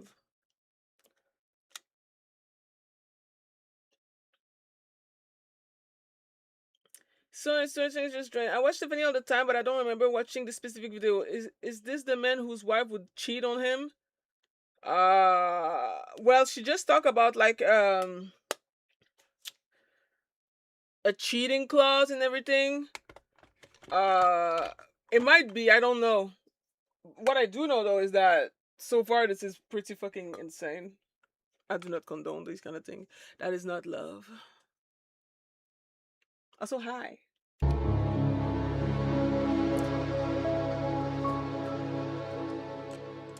We would like to thank today's sponsors who have made it possible for Rotten Mango to support the Hawaiian Council, one of the leading nonprofits whose mission is to enhance the cultural, economic, and community development of Native Hawaiians. This episode's partnerships have also made it possible to support Rotten Mango's growing team. We'd also like to thank you guys for your continued support. As always, full show notes are available at rottenmangopodcast.com.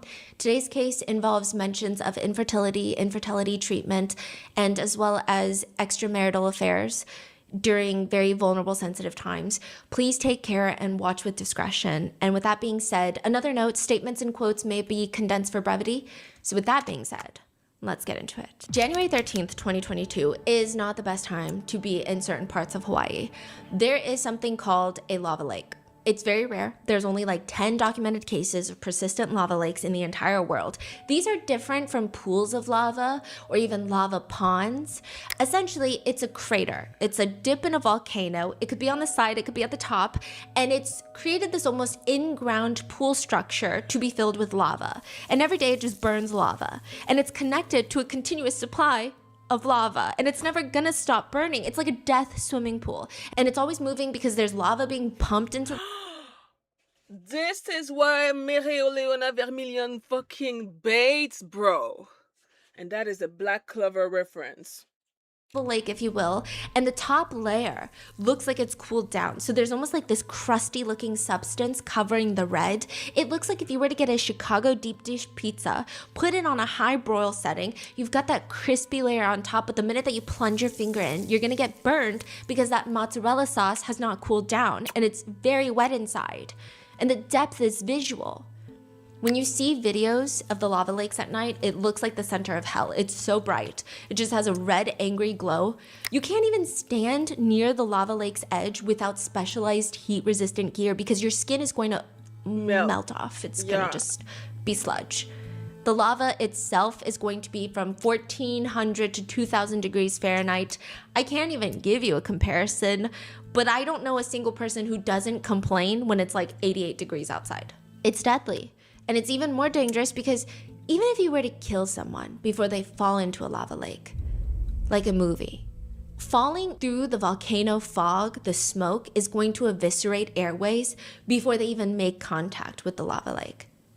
January 13th, 2022, the Hawaiian Volcano Observatory gets word that all the monitoring equipment that they set up to monitor one of the lava lakes on the island is about to get covered in lava.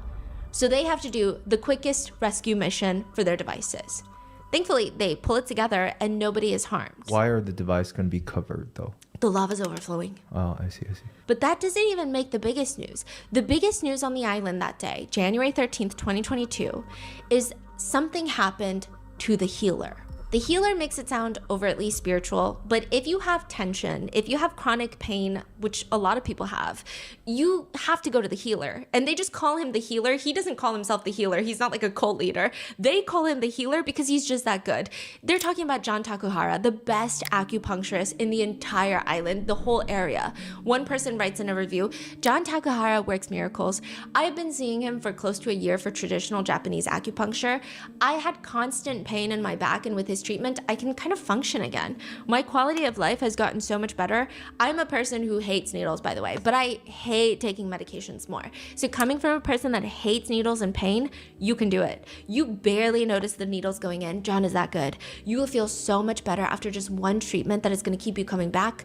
Whatever you've got going on, pain, fatigue, stress, depression, headaches, sleeplessness, etc., there is relief. Moreover, there is also designated parking spots for the building, so parking will never be an issue. Community members say he really was the healer. He was healing people, and people who had pain, discomfort. He's the type of acupuncturist, if you show up at his door in pain, you have no money, he's going to take you in, he's going to take good care of you, and he's not going to ask for payment. Wow. That morning of January 13th, 2022, 8 a.m., an older woman with silver hair gets out of the driver's seat of her car. She's parked directly in front of John Takahara's acupuncture clinic. And she's not here for acupuncture, although she looks like she probably could be. She wasn't able to sleep much last night, and she's walking a little bit slow. She's a little bit elderly. And something just very weird happened last night. Her son was supposed to show up for dinner. She made a hot plate for him, and it's just been sitting there. He never came home for dinner. I mean, he doesn't live with her, but he visits her for dinner, and he's always on time. He doesn't show up. He's not responding to any of her messages. She thought maybe he forgot. Maybe he decided to eat dinner with his girlfriend instead, but he's not the type to not tell his mom about that. She gets out of her parked car, opens the door to the acupuncture clinic, and laying in a pool of blood next to the front desk is John Takahara, the healer, and he's been murdered. I went into the office and I saw him on the floor, and I saw the paperwork all over the room. Someone walked into the clinic, the acupuncture clinic, and shot him 4 times in the head. But who the hell would want a healer dead?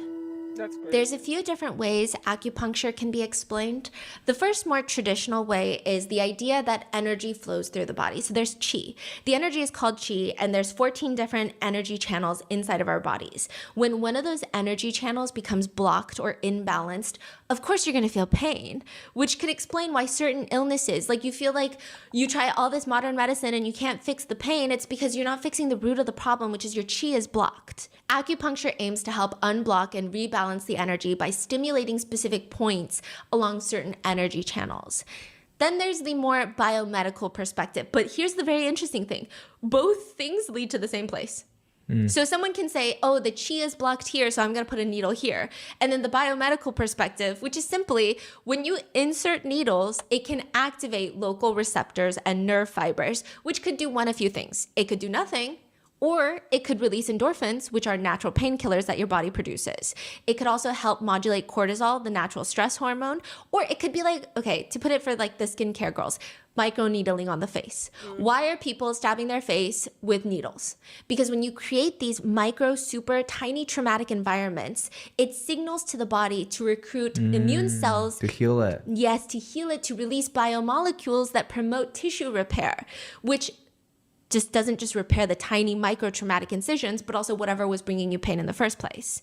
I mean, this practice has been around for at least 3,000 something years. The needles are not painful. I mean, once they're inserted, you usually have to keep them in for 30 minutes. They're about the width of a tiny hair. And people say you can't even feel it going in. And if you do, it's kind of like a warm sensation. You tried it, right? Yeah, years ago. Yeah. My mom goes to an acupuncturist. She loves it. I'm not the biggest fan because I get really anxious. But people love it. And I will say, because it's rooted in Eastern tradition, there's definitely a lot of skepticism and opinions about it in the West. Opinions range from the efficacy to the probability. I mean, people will say things like, it was okay, it got rid of my headache for the day. It's kind of comparable to like a deep tissue massage. Other people will say it cured my chronic pain and that could not be fixed by anything. I got surgery and it didn't do anything, but acupuncture saved my life. So it's like a vast range. I think the main reason people don't believe in acupuncture is because they hold it to a really high standard. Just like how most medications and probably even surgeries will not cure people of chronic pain or ailments, acupuncture should be held with the same regard. But I will argue for acupuncture in the sense of, out of all the things that someone could recommend to another person to help remedy chronic pain, acupuncture probably has the least side effects versus opioids, versus painkillers. You know what I mean? It seems like if you had to recommend something that has like the least probability of harming someone to just test out, acupuncture could be one of those, provided that you go to a good practitioner. A lot of people agree it's not the worst thing to try out if you've already tried out a lot of things. But it's very interesting. A lot of acupuncturists actually say they're always the last resort. They say patients will come in every day and the acupuncture clinic is the last stop before the surgeon, before they're like, okay, if this doesn't work, I'm getting surgery. Or it's the first stop right after surgery because they're like, hey, so that surgery didn't do shit. They're usually at a dead road. They've tried 12 other things before this. They don't believe in acupuncture, but here they are. They're like, I've tried everything. Sometimes it changes their lives. Sometimes it doesn't. And it does seem like there's a growing trend for acupuncture being used as fertility treatment. I'm not a medical professional, but recently I've been listening when I was going in my deep dive, and I don't want to name the people because I think all of them have been in scandals, but a lot of, everyone's in the files. A lot of doctors, big name doctors who had podcasts. Oh, I'm not talking about that doctor. I'm talking about like Andrew Huberman. He was not in the files, but I don't know. There was something with him, I think. Whatever. He was also even talking about how there have been recent studies that do show a strong link between acupuncture and fertility. There are now a lot of data supporting the idea that acupuncture, of all things, can be very beneficial for improving both female and male fertility, and should a woman get pregnant, for improving the quality of outcomes. That is, the likelihood that there will be a successful pregnancy that is carried to term, not premature, and so on and so forth. So a lot of Western doctors are like, okay, we were wrong. Like, this is not some voodoo Chinese shit we thought it was. Like, maybe it actually works. There have been recent studies funded by the National Institute of Health that show links between acupuncture and hormone health. So they say that acupuncture helps with blood flow, which in turn helps with the health of the ovaries. Additionally, on the male side, apparently there are a lot of clinical studies that have shown that acupuncture can help with sperm quality and quantity. But they don't stick it where you think they'll stick it, so you don't have to freak out. You can just go. You'll have a good time. One acupuncturist website reads, ultra-thin acupuncture needles will be applied to specific points in the body, usually like near the pelvic area, but not there. And it reduces stress, balances hormones, improves blood flow. And you're not supposed to do this before IVF. So they're not saying this is IVF replacement. They're saying actually the best time to do acupuncture for fertility is 3 months before your IVF round. Really? Because it helps blood flow, helps the health of your eggs, the quantity of the sperm. So like 3 months before you're trying to conceive or before IVF, and it really helps increase your probability is the belief out there. And it's interesting because acupuncture, they alternate on the different weeks of the menstrual cycle. So they're very in tune with the hormones. It's not just like, hey, woman, sit down. It's like, oh, when was your last period? Okay, now let's fine tune with what we think the body needs depending on the cycle phase. John Takahara was an acupuncturist that had success in fertility treatments. It has been reported that many of his clients came to see him with fertility concerns, and they were able to conceive after seeing him. So why would someone want to kill someone like John Takahara, who is out here helping people create families? When the authorities get to the acupuncture clinic, the first thing they do is comb through the office and later all the security cameras outside. There's no cameras inside the office, but there's some street level cameras from the nearby businesses.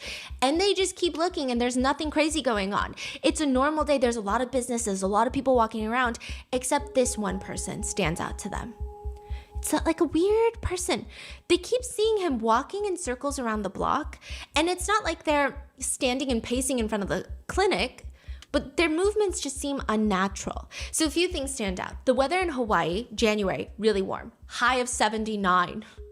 Damn. This person is wearing an all black outfit, long black pants, long black jacket, carrying one of those brown paper shopping bags from a grocery store, and a big white bucket hat that covers their entire face. You can't see the person's face. You can't even tell if this person is a man or a woman. You can just tell they're weird.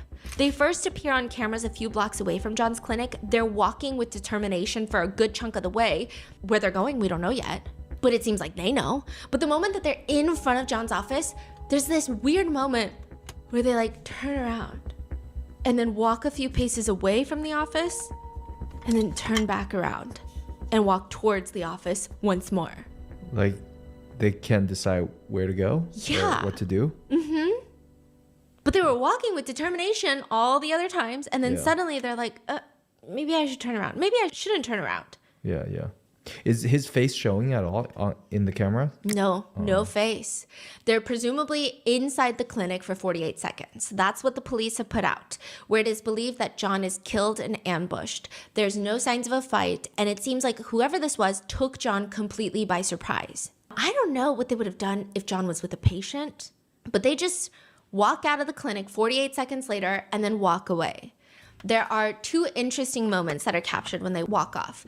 First, there's this seemingly anxious moment. So the whole way that they're going towards the clinic, they're determined, they're fast, brisk walk. And then all of a sudden they U-turn and then U-turn it back and then they enter the clinic. 48 seconds later, they walk back out, same walk. They seem casual. And then they have this anxious moment where they open up the brown grocery bag and then look, kind of, it's like when you walk through the airport and you randomly have a moment of panic and you zip open your bag and you're like, oh, okay, yeah, my passport is exactly where I saw it 2 seconds ago.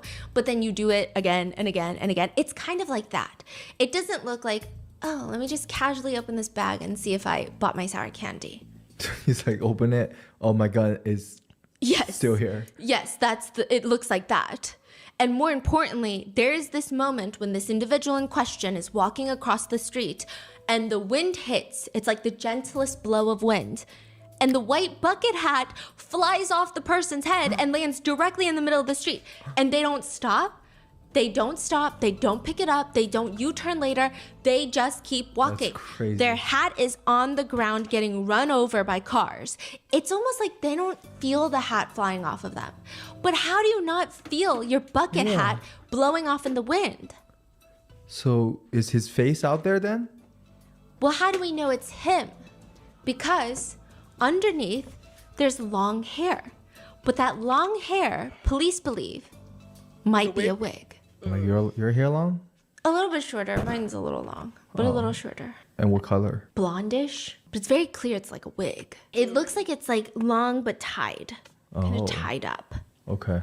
So is it a woman wearing a wig? Is it a man wearing a wig? But that wig might be the reason that they don't feel the hat blowing off.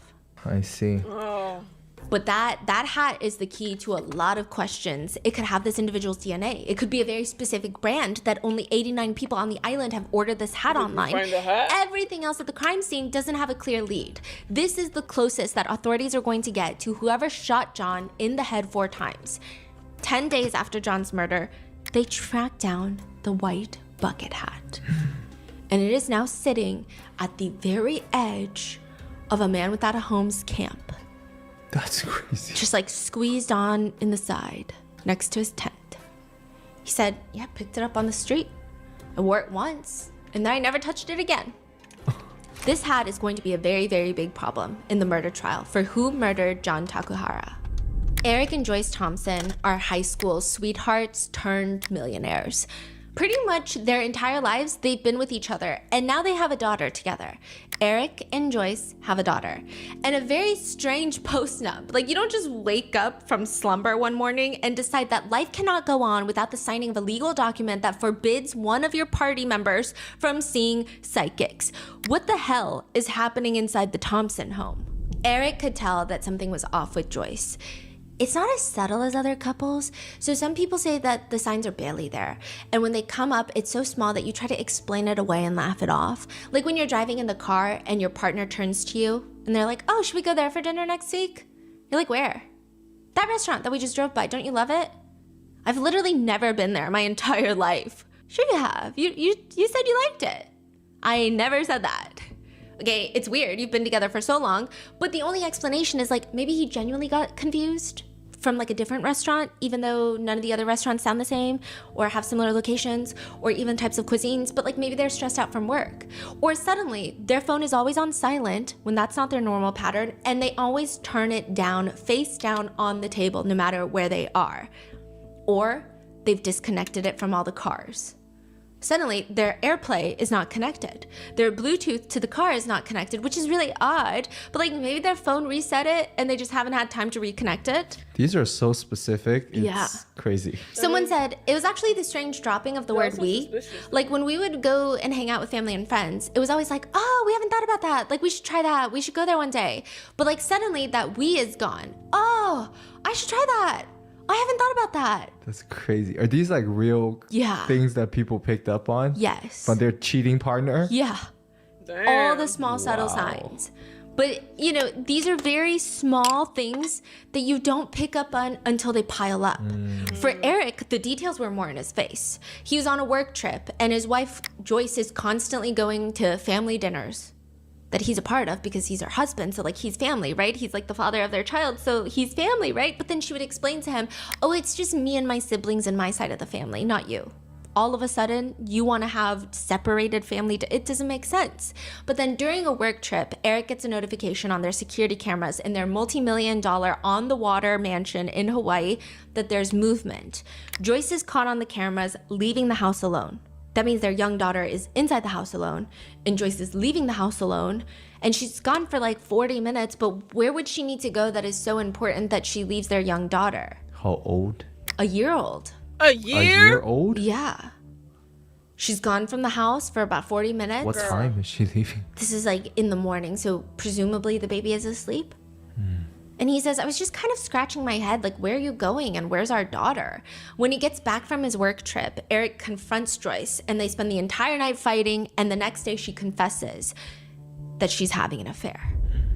I was shocked, and then I said, like, oh, was this with, you know, your you know, the people you're having dinner with? And she said, no, it was with John Takahara. And then I was like, who? And then she's like, you know, Dr. John. And I was like, oh, the massage guy. And it's just like, just didn't make any sense. Like, John Takahara is the man that Joyce went to try and help her and Eric conceive a child when she was struggling with fertility.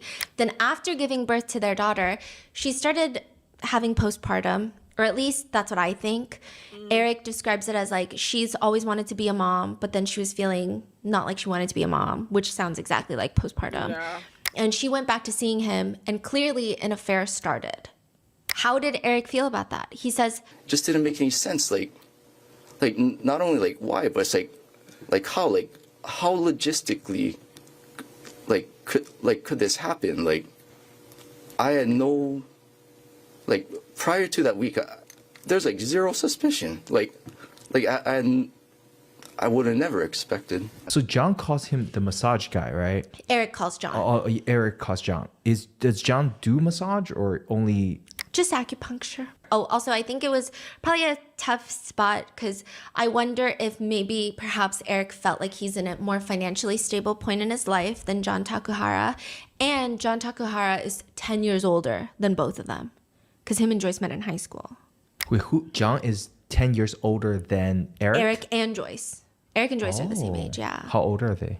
They're probably in their, like, when this is unfolding, late 20s, early 30s. What? They're young. They're young, and he's a millionaire. What did they do? He's the bathtub guy. So if you are not able-bodied, or for more elderly people in the island, he will specialize bathtubs that are easy to get in and out of so that they can take baths independently. Uh-huh. Yeah, so he does these custom bathtub builds, and he does really well for himself. I mean, they live in like this $2 and some change $1 million house on the water. Wow. Damn, good for them. I was sad at first, just because my suspicions were confirmed. I was pissed, why would this happen, or what did I do to deserve this, or it was just really confusing. Eric says the next few months, they're just dedicated to rebuilding this trust. The post-nump is obviously part of it. And according to Eric, Joyce is the one that suggested it to give Eric peace of mind. She's like, hey, if you feel stressed about it, we've been dating since high school. I'll sign a post-nump where you get everything if we divorce. Joyce, I mean, she was really great. I mean, I couldn't have expected or asked for more of her. I could tell she was fully committed, to making the family work. The affair was in the rearview mirror, more or less. It was just more planning for our futures. What did they plan exactly? Because 2 weeks after the signing of the post-nump, John is dead. The police go through John Takahara's phone and they find thousands of messages. And if they follow each and every lead that's in it, it's going to lead them to at least 3 different men. John DeMarco. I'm just going to call him DeMarco to not get confused with the victim, John Takahara. DeMarco is a man who looks like he gets sunburnt easily and owns way too many Hawaiian shirts. But DeMarco has a lot of reason to want John Takahara dead. He's also having an affair John with his wife. is DeMarco's other John. He is the reason that DeMarco and his wife divorced. DeMarco's ex-wife had gone to see John the acupuncturist, which started this passionate affair that DeMarco eventually found out about. And he's honest with detectives. He says, I was super pissed. But also, I said kind of like, good riddance. He could have her. I knew I'd never be able to trust her again because that was like a huge part for me as a person. I was just like, good riddance. I called him up and just said, we weren't yelling or anything. It was just like, I'm not like a fighting type. DeMarco's ex-wife actually stays with John Takahara a while after their divorce, and John becomes like a secondary father figure to their kids for a little bit. Wow. But that was like years ago. Okay. So DeMarco is like, there's no reason for me to want to kill John Takahara. It's not like I was still with my ex-wife. Why would I want to kill him? At least that's what he says. Okay. Is John still with the ex-wife then? No. Oh, they also broke up. Yeah. The police keep digging, and that lands them at the door of a man named Daryl Fujita. Daryl is a man, you could safely assume that he's been scorned. Daryl's ex-girlfriend broke up with him for John Takahara. We don't know if there was an affair, but she breaks up with him and starts dating John Takahara. Then her and John break up, and she goes back to Daryl, and they start dating again. Okay? Then she breaks up with him and was the current girlfriend of John Takahara when he passed. So Daryl has been left by his girlfriend twice. They also share a child together. And it is also believed that she went to John Takahara for fertility treatments as well and other acupuncture services. But he's been left by his girlfriend twice because of John Takahara, and one could maybe assume that she was having an affair. We don't know. And it's not like Daryl and his girlfriend were in this casual fling. They have a house, they have a child together. But he claims, Daryl is like, there is no bad blood. None. None. The police are like, can we search your phone? He's like, okay. So this is how I think the preceding conversation unfolded. Can we go through your phone? Absolutely. But I should let you know I just reset the entire phone. So there's really nothing on there. I reformatted it. I reset it. There's nothing. That's crazy. Why would you do that? Yeah. Why not? Okay. He literally says later during the trial, he's like, I mean, why? It's not weird to reformat your phone unless you have something to hide. Yeah. And then he immediately hates his words because he said it's not weird unless you have something to hide. And then he's like, I mean, not that I had anything. And then he just is like bumbling. Yeah. Oh, man. So did he have something to hide? I still remember when my pediatrician told me that I should start looking for an adult practitioner. What do you mean I can't go to my childhood doctor as a 20-something-year-old? I mean, ultimately, it does make sense health-wise, but it was a breakup that I feel like a lot of people are just not ready for. Where do you even go from there? How do you know you're going to be comfortable with a new doctor? What about insurance? What if you just move to a new city? If this plight seems familiar, whether you're looking for a new general physician, a dentist, just blood work, basically any kind of doctor's appointment, it's time to find doctors you love and book appointments with ZocDoc. ZocDoc is a free app and website that helps you find and book high-quality in-network doctors so you can find someone you love. We're talking about booking in-network appointments with more than 150,000 providers across all 50 states. Whether you're looking for dermatology, dentistry, primary care, eye care, or one of the other 200-plus specialties offered on ZocDoc, you can easily search by specialty or symptom to build the care team that's right for you. Stop putting off those doctor's appointments and go to ZocDoc.com/rotten to find and instantly book a top-rated doctor today. That's ZocDoc.com/rotten. Thank you, ZocDoc, for sponsoring this message.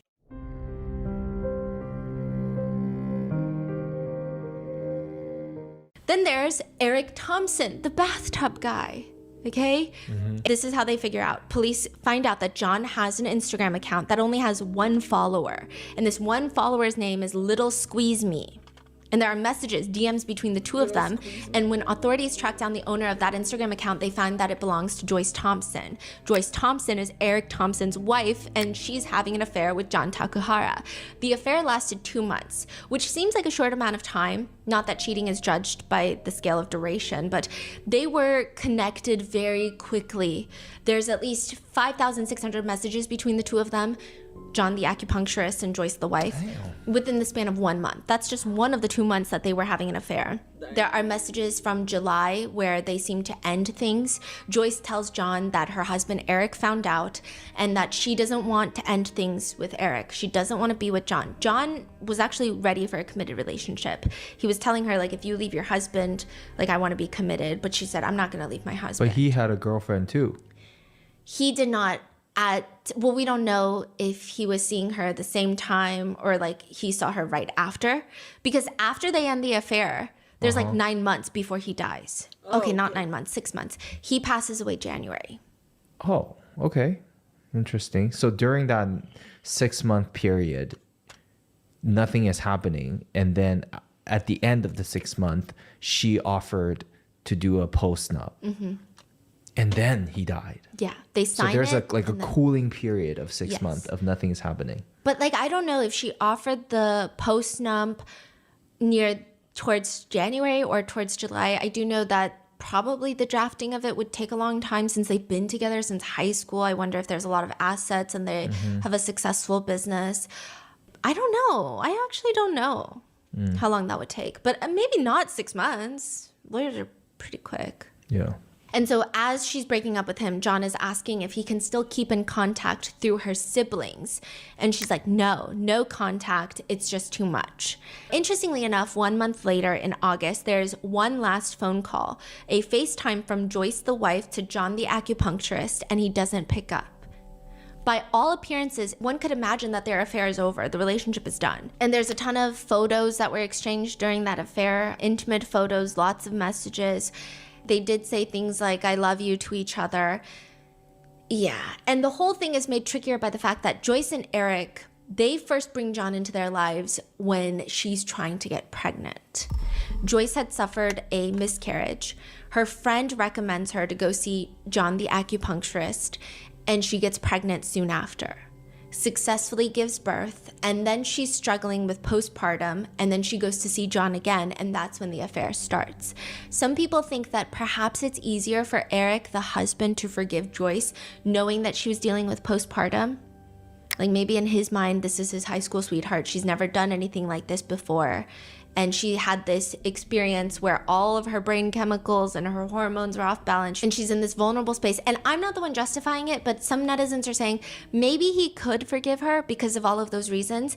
And he also saw a fault in himself, perhaps, because the way that he initially described what was going on with Joyce after giving birth, it seemed like maybe he did not understand postpartum. He just seemed confused, like, you've always wanted to be a mom, so now you're a mom, why aren't you happy? Yeah. Like, that was his confusion. So maybe, because would Eric really kill John Takahara 9 months after the affair is already over? Yeah. Besides, that night that John was killed, Eric claims that he has an alibi. He was busy dumping construction material in his truck. And are we sure that these are the only leads? What about the backpack? Right next to John Takahara's body was a backpack, and inside of it is a bundle of cash, $4,000 in cash, wrapped in a piece of paper that has the word herbs written on there. What does that mean? And what about the psychic? Psychics have a long history of reading relationships and sometimes sending people off into fits of paranoia. They will tell you how your relationships will go based off of your reading. This psychic that Joyce apparently went to encouraged her to have an affair with John Takahara, told her it's the right thing to do. That's crazy. That's insane. At least that's what Joyce claims. But I'm not sure if any of them predicted, though, that right around Eric and Joyce's wedding anniversary, Eric Thompson would be arrested for murdering John Takahara. The evidence against Eric Thompson is aggressively thin, and that's not to say that I don't personally think that he's guilty or that he did not do this, just that the evidence itself is thin. There are really only a few elements: the truck, the hat, the fire. Let's start with the truck. A white Chevrolet Silverado pickup truck is seen driving in circles around the business just minutes before John is killed. Authorities believe that this is a 2014 to 2016 pickup truck. They find 53 vehicles registered in that area with that same pickup truck manufactured in that time frame. They talk to 52 of the owners, and all of them have alibis, and only one of them is connected to anyone that has any connection with John Takahara, and that is Eric Thompson. Furthermore, an odd detail is Eric would always have this silver toolbox on the back of his truck. It's like a huge trunk. Do you know what I'm talking about? Some pickup trucks, like near where the passengers sit, but on the truck, there's this huge silver box. Like the toolbox. Yeah, it's like a toolbox that stays on there. And he always had it on there. And his neighbor's Ring cameras caught him pulling out the day before John Takahara is killed.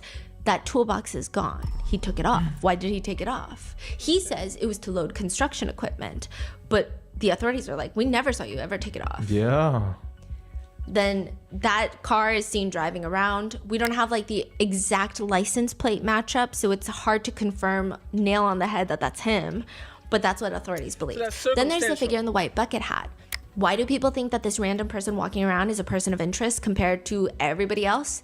Well, they just look nervous. It seems like they walked in the direction of the acupuncture clinic and then they walked away after 48 seconds. It seems like this is the killer, right? This is the only way that makes sense. Nobody else entered the clinic. It's got to be the white bucket hat. But how do we know that this white bucket hat is Eric Thompson? There's a video of the white bucket hat walking and he swings his right arm a lot. Okay. Then there's a video of Eric walking and he swings his right arm a lot. It sounds super circumstantial, but the authorities will say it's something that you can't even try to fix. For example, in the CIA, it's reported that operatives, when they go undercover and they work in environments where they can't give away their gait, they will put a small piece of gravel in only one shoe to alter how they walk, because it's something that you can't even think about fixing so constantly. And since we're listing out all the strange things, it does get worse. After Eric gets home, for about 5 minutes, his backyard is all lit up. The neighbor's camera, it's like orange. He's burning something. Later, during the police search, they find a bucket and a wheelbarrow that shows something was burnt in there. Police argue that he's getting rid of the murder weapon, which they believe is a ghost gun, like a 3D printed gun, because they haven't been able to find this murder weapon. Crazy. He's cleaning up the crime scene. Eric argues he was lighting up tiki torches because he was out there with his daughter and there's a bunch of bugs, so he's lighting up tiki torches. Within a few hours, Eric leaves the house again, and this time his white pickup truck has a steel toolbox back on there like it always has. And he was like, oh yeah, I was going out for more work. But allegedly, one of the messages between Joyce and John the acupuncturist, Joyce is warning him that she cannot be with him. She cannot leave her husband. She cannot leave their daughter. And also, Eric might kill you. Actually warning him that Eric's gonna kill him, or is it like, oh no, if he finds out, he's gonna kill you? We don't know. Others are defending Eric. They say that video of the white bucket hat, we don't even know if that's a man or a woman. How can you say it's Eric Thompson? When the hat blows off, there's a wig, but that so-called wig is never found. The wig is burned. That's very easy to burn, isn't it? But wouldn't there be strong smells? Yeah. I mean, if they live in a big waterfront house, there's like so much space. But others have resorted to victim blaming. Some say that an acupuncturist is actually kind of like a physician. A physician holds immense power. This is an online comment. The inherent trust placed in them by patients who are often vulnerable or in distress, this creates a profound imbalance of power where genuine consent becomes murky and the risk of exploitation is high. It's not just unprofessional, it's a cause for license revocation in most states. Yeah, no, I agree. One attorney who analyzed the case writes, despite specializing in fertility treatments, a field that demands the highest level of professional boundaries, Mr. Takahara engaged in sexual relationships with 3 different patients, a fact confirmed and uncontested in open court. It's hard to grasp how such clear violations were overlooked. An honest reckoning might have prevented a tragic ending. But also, I don't know if that's rights to kill anybody. But Eric and his family would say that Eric would not kill John. That is not in his nature. And let's say in some crazy world he did, this would not have been the time. They say Eric and Joyce were actually making amends after the affair. They were not fighting, they were actually using it to reflect, with Eric realizing that he was spending too much time working and not spending enough time with his young family that he desperately wanted so badly. But I don't know, that's what family is saying. They're saying 6 months after the affair ended, what motive would Eric have? He has a good heart, you know, because he's always compassionate, he's caring, and he always, you know, he's always thoughtful of other people, especially of me. Do you consider Eric to be a threat to our community? Oh, no, not at all. Of course not, no. Not a threat, no. He's a good boy. Regardless, Eric Thompson is charged. They're going to go ahead with the trial, and he is able to post a $1 million bond and gets released from jail 3 hours after being charged. There are a few ways a lot of defense attorneys would have gone about arguments in court. The first could have been, it's a crime of passion. You're in severe emotional distress is another one. But the problem is, the murder happens 6 months after the affair ends. That's not a crime of passion. It's not like you walk in and catch your partner cheating and then perhaps you could try and argue that it's a crime of passion.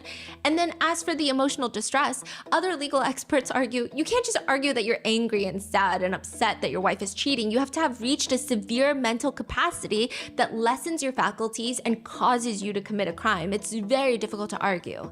So Eric's attorneys go for the third option, which is just straight up, Your Honor, my client didn't do it. He didn't do it. In fact, there could be a ton of other parties that just had more motive. The third party defense.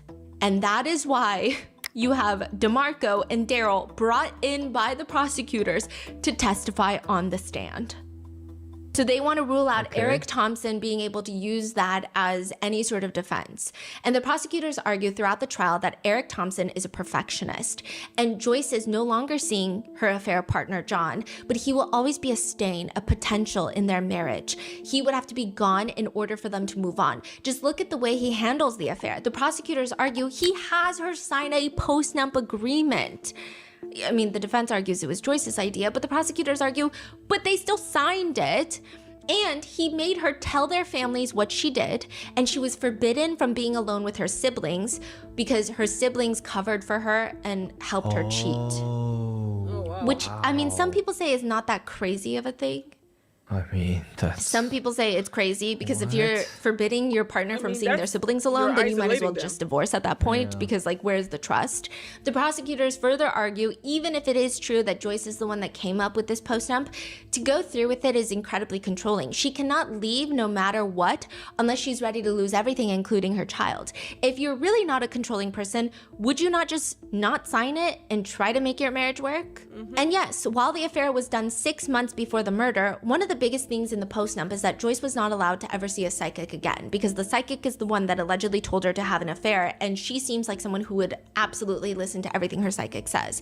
Well, within the 12 days after signing the post-nump and before John Takahara is murdered, she goes and sees a psychic. The prosecutor is putting the question in people's minds, did that trigger Eric? Did he realize that she's clearly not going to listen to the post-nump?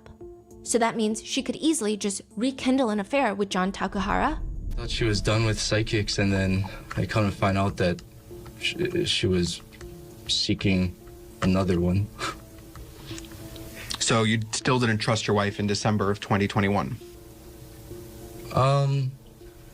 During that psychic incident, yes. And the night that John Takahara is killed, Eric says that he's out dumping bricks. Yeah, well, the prosecutors, they go to the dump site. They even bring in, during the trial, the guy that works there. And they're like, do you guys take bricks? No. But the defense is like, well, do you even check what everyone's bringing? And he's like, no. But it's not enough. You know, the prosecutors argue in their statement, 48 seconds is what it took for Eric Thompson to kill John Takahara. The defense argues Eric is innocent. None of this makes sense. He has a similar truck. He has a similar walk to the guy. Everything is similar, but there's no concrete evidence. Eric did not kill John Takahara, and there will not be any evidence of it. I strike that. There will be massive reasonable doubt. They also go on to victim blame the defense. They say, look at John. He's talking to so many women. So many people have motive, which one person close to John Takahara hated that and says he was not a homewrecker. He was a nice guy. I mean, he gives back to his community. Like for high school, if you're participating in a sport and you're in a medical field, guess what? You get a $2,000 scholarship from John Takahara. Like that's the type of guy he is. The defense argues, yeah, he's that, but also someone who just like goes after married women. I mean, one thing can be true, but doesn't mean anyone should be justified in murder. Obviously. I guess the way that they're trying to say it, though, is that, no, he has lots of suspects, but the police have only zeroed in on our client. They're not looking at all the other potential scorned men out there. They're only busy about this one. That's what they're arguing. That John Takahara had a track record of cheating, with becoming involved with women who were in relationships, 2,500 messages with another woman, okay? We didn't follow up on that one, okay? We didn't follow up on the woman, the messages he ghosted. We didn't follow up on the gambling posts. The detectives told witnesses specifically, John was not involved in any gambling. So the money, they're trying to pin it on gambling. Because the $4,000 in the backpack, the defense is like, well, he also posted about gambling, so maybe he was gambling and he owed someone money. But I mean, the way it said herbs on there, I kind of wonder if he was just buying herbs for traditional medicine. Yeah. So those are his money. Just left it. Yeah. Right? Okay. And the defense argues that the prosecutor's narrative about Eric Thompson being this controlling guy, it's weird. They say no one forced his wife to sign this post-nump. They put Eric up on the stand. And Eric says, we've been together for so long. She knew that I was never going to leave her, and she knew that she was never going to cheat again. So it was just like, hey, look, I'll prove it to you. So it was more of like a symbolic thing they're trying to argue than like a real thing, especially because it probably wouldn't hold up in court anyway.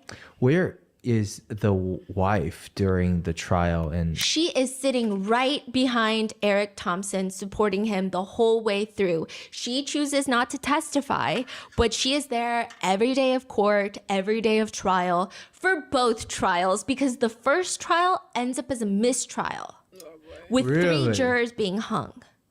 Huh, because they couldn't come to wow. Also, the fire burned in the backyard, those are from tiki torches. They bring in a fire expert who testifies from the video of the fire that could potentially depict tiki torches. Like, there's no way to say what that fire is from. As for the wheelbarrow with the bucket of melted stuff in there, he says that he uses it to melt metal for work projects because that's what he does for work. Also, they argue that none of this footage makes sense. So they say that the white bucket hat man enters the building for 48 seconds and then he leaves, and John Takahara is presumably dead at that point. So this man allegedly enters the building at 6:16 p.m., 48 seconds, and then leaves. But there was activity. John's phone was unlocked at 6:18 p.m. What does that mean? So they're like, okay, but he leaves 48 seconds after. Who unlocked John Takahara's phone is what the defense is asking. Yeah, who did? It wasn't John. It wasn't anybody else. So that means they're just saying, we don't know, but it seems like your timeline is wrong. Yeah. The defense argues, like, if you can't even get that correct, what else are you not getting correct? The prosecutors are arguing, okay, well, it could have been like 6:16 that was about to be 6:17. And like, you know, everyone is arguing lots of different things. John helps with fertility through acupuncture, right? I know where you're going with this. Is there any discussion of the kid with John and during the trial, during the investigation? The authorities seem really evasive about it for some reason. But there is some netizen speculation that perhaps the motive that Eric Thompson had to want John Takahara dead could be that maybe there was some questioning of the paternity of their daughter. Oh, wow. Of who the dad is for their daughter. Because Joyce went to go see John Takahara before she got pregnant. Right. And then got pregnant, and then afterwards for postpartum. But I don't know. The authorities just like won't touch it. I don't know if it's the fact that they disproved it, which I don't know why they wouldn't outright come out and just put that theory to rest. But they just won't get that involved. Every netizen has their own theory for why authorities don't want to get it involved. Some people believe that it's because this happened in Waipahu, which is a very small, tight-knit community, and they don't want these types of allegations and theories circulating, which then wouldn't it be very easy to do a paternity test and shut it down? So this is like a thing that many people are discussing, right? Not just me. No, okay. No, this is like online. It's definitely not really so much in the trial. And then you have some people saying, well, maybe it's not a great thing to touch because who knows what other doors it could open. Like maybe that's a fear of this tight-knit community. And you have multiple people who were able to successfully conceive. Not that I'm saying that anything strange or unruly happened. But like maybe it's just something that you don't even want to touch because you don't even know what's going to happen once you start touching it. Right. But to talk about the other side then, like the prosecutor, I would think they will probably want to test it, and because that will give the biggest motive for Eric to commit such a crime, right? If they can prove that. Wouldn't you think that's something that they will really try to prove? But I also wonder with the type of evidence they have, if this could also be something that benefits Eric. Don't think about like you and me in a jury pool, but think about like a jury pool of random people. There's already so much victim blaming. There's already so many people who believe that it's like, oh, well, if you are going after vulnerable women who are just desperately trying to start a family. That's so interesting. What? So like there could be a way that this could be beneficial for Eric Thompson, or it could just be that it's not true, or it could just be that like maybe the kids don't have to know or be involved in something that adults have done. I don't know. It's just not talked about at all. It's not talked about. And so all netizens can do is speculate, and speculations are never great, right? So it's like, but how can you not when it's not talked about, when it's not really uncovered during the trial? Right, okay. So Eric Thompson, he testifies and he just says like, I was pissed. I was really disappointed about the affair. I was really disappointed. It just didn't make sense that like John helped us through the pregnancy, and I just didn't understand why he would do that. The only thing that they really have on him is the motive. And I'm not saying like he's innocent. That's the only thing they have on him. I'm just saying like clear, cut and dry. There's no argument for the motive. There's lots of arguments for the truck and the white hat and the fire. And he says, I mean, it just didn't make sense that John helped us through the pregnancy. And I mean, I just didn't understand why he would do that if later he's just going to blow it up. The first couple days I was thinking about calling him, chewing him out, but then I came to the realization that I don't think I could have said anything to make things better. And I don't think I could get him to say sorry or feel bad. I mean, what's the point? I mean, I think he obviously didn't care about what I thought or my family. So, I mean, I just realized there's no point. I don't think I could get him to say sorry or feel bad. I mean, what's the point, you know? So he says, like, there's no point in me confronting him, talking to him or anything.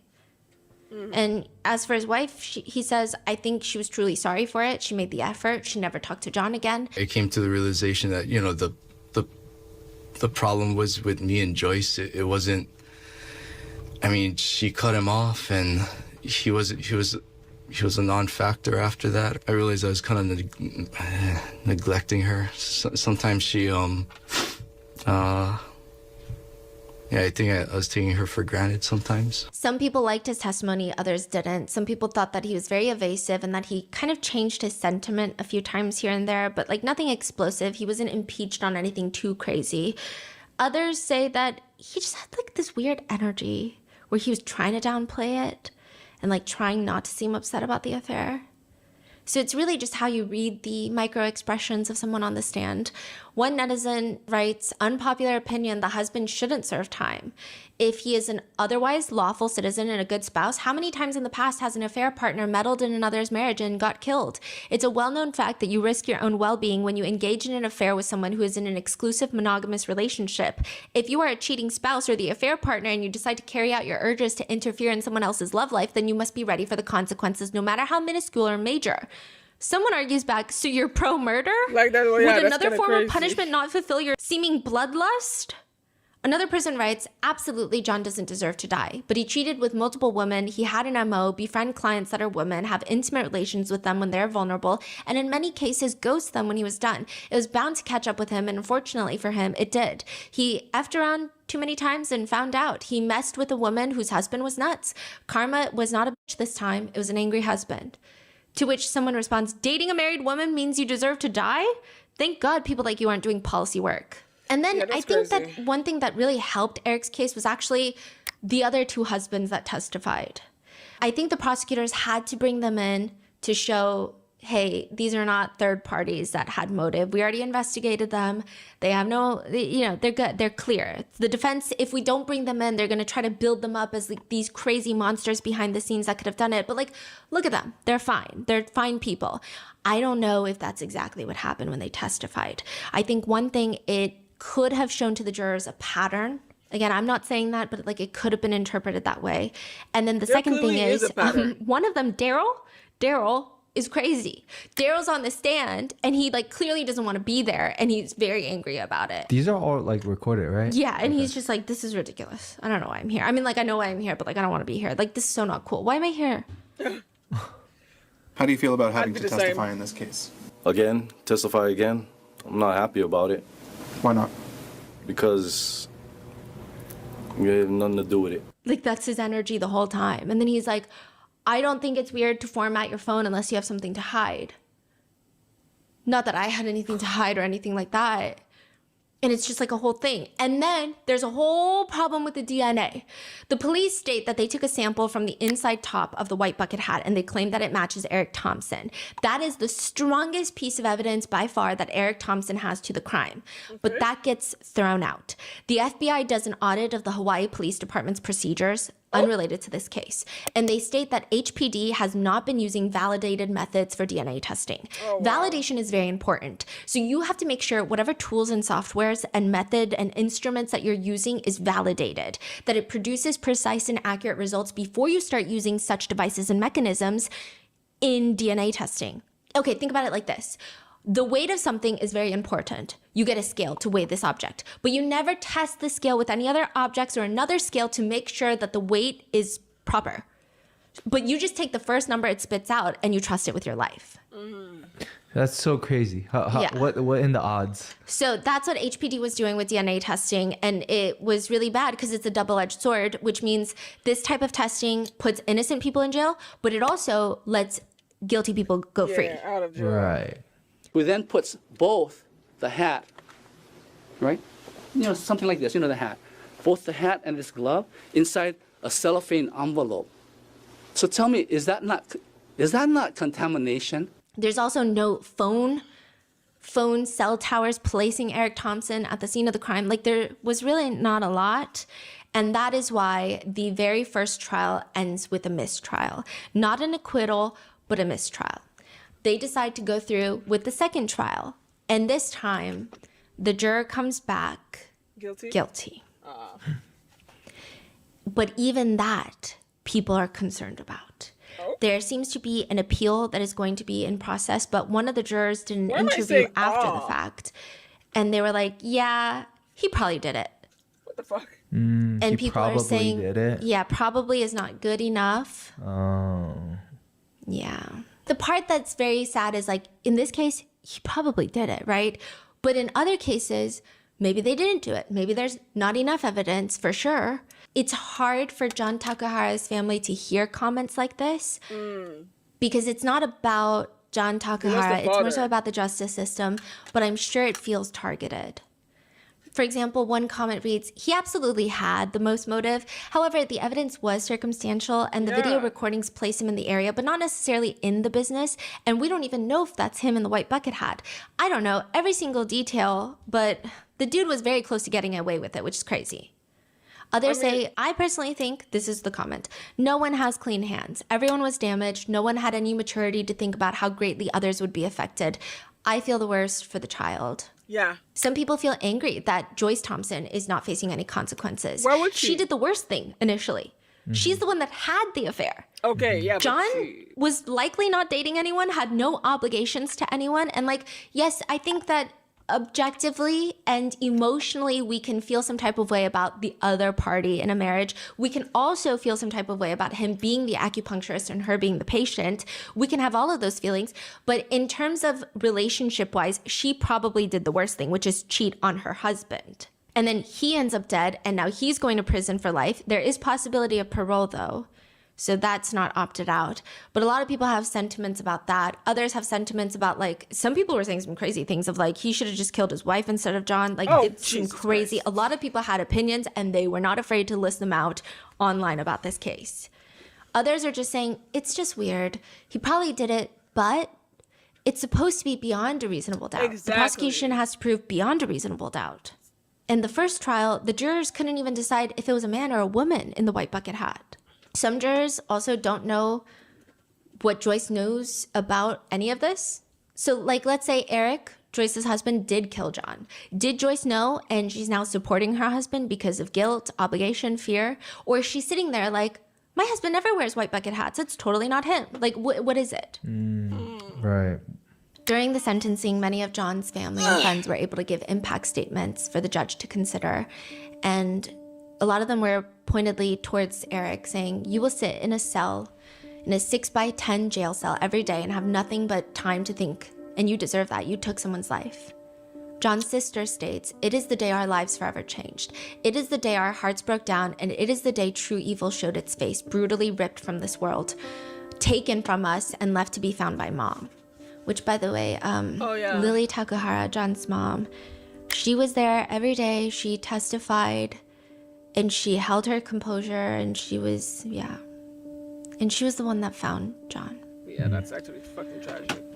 The sister continues, over the last 3 years, I have asked myself the same question over and over. How did Eric Thompson think that committing such a monstrous and senseless crime would solve his problems? His heartless and soulless disregard for human life has managed to destroy many, many lives.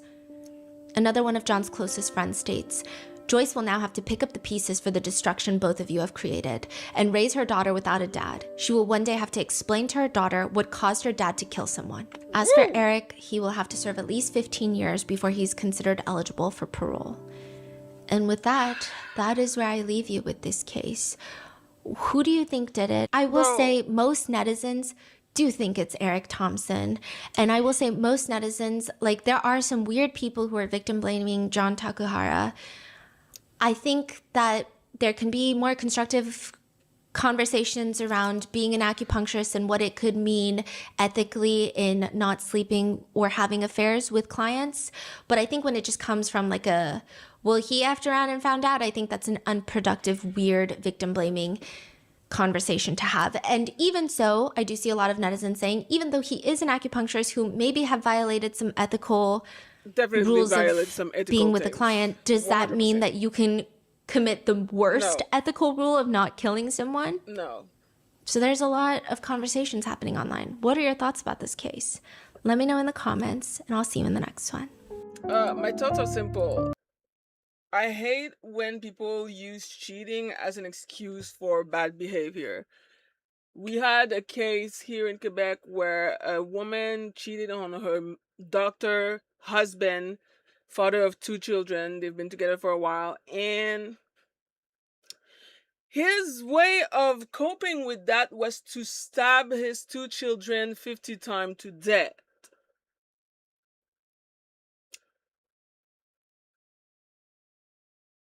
And I remember losing a friend over this because I was mind blown. Some people were blaming her. Well, if she didn't cheat, her children would still be alive. Like, excuse me? That is insane. So, like, I hate when cheating leads to death. Like, it's just not okay, no matter what. My main issue is, from what I heard from this case, everything is super circumstantial. It's like there's literally no hard evidence. And that's the part that bothers me. It's supposed to be beyond a reasonable doubt. And in my personal opinion, there's a whole lot of reasonable doubts in this case. I don't think I would have been able, like, there's literally no hard evidence.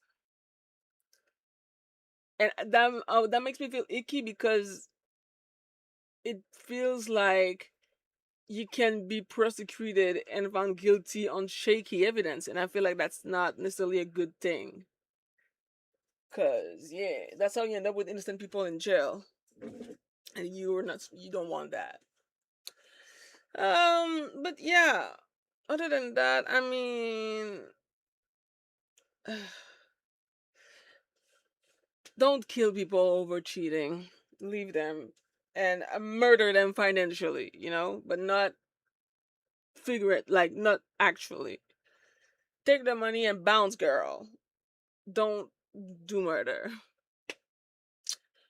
Don't do murder. Like, that's kind of crazy, but yeah, don't do murder, and there will be no court date.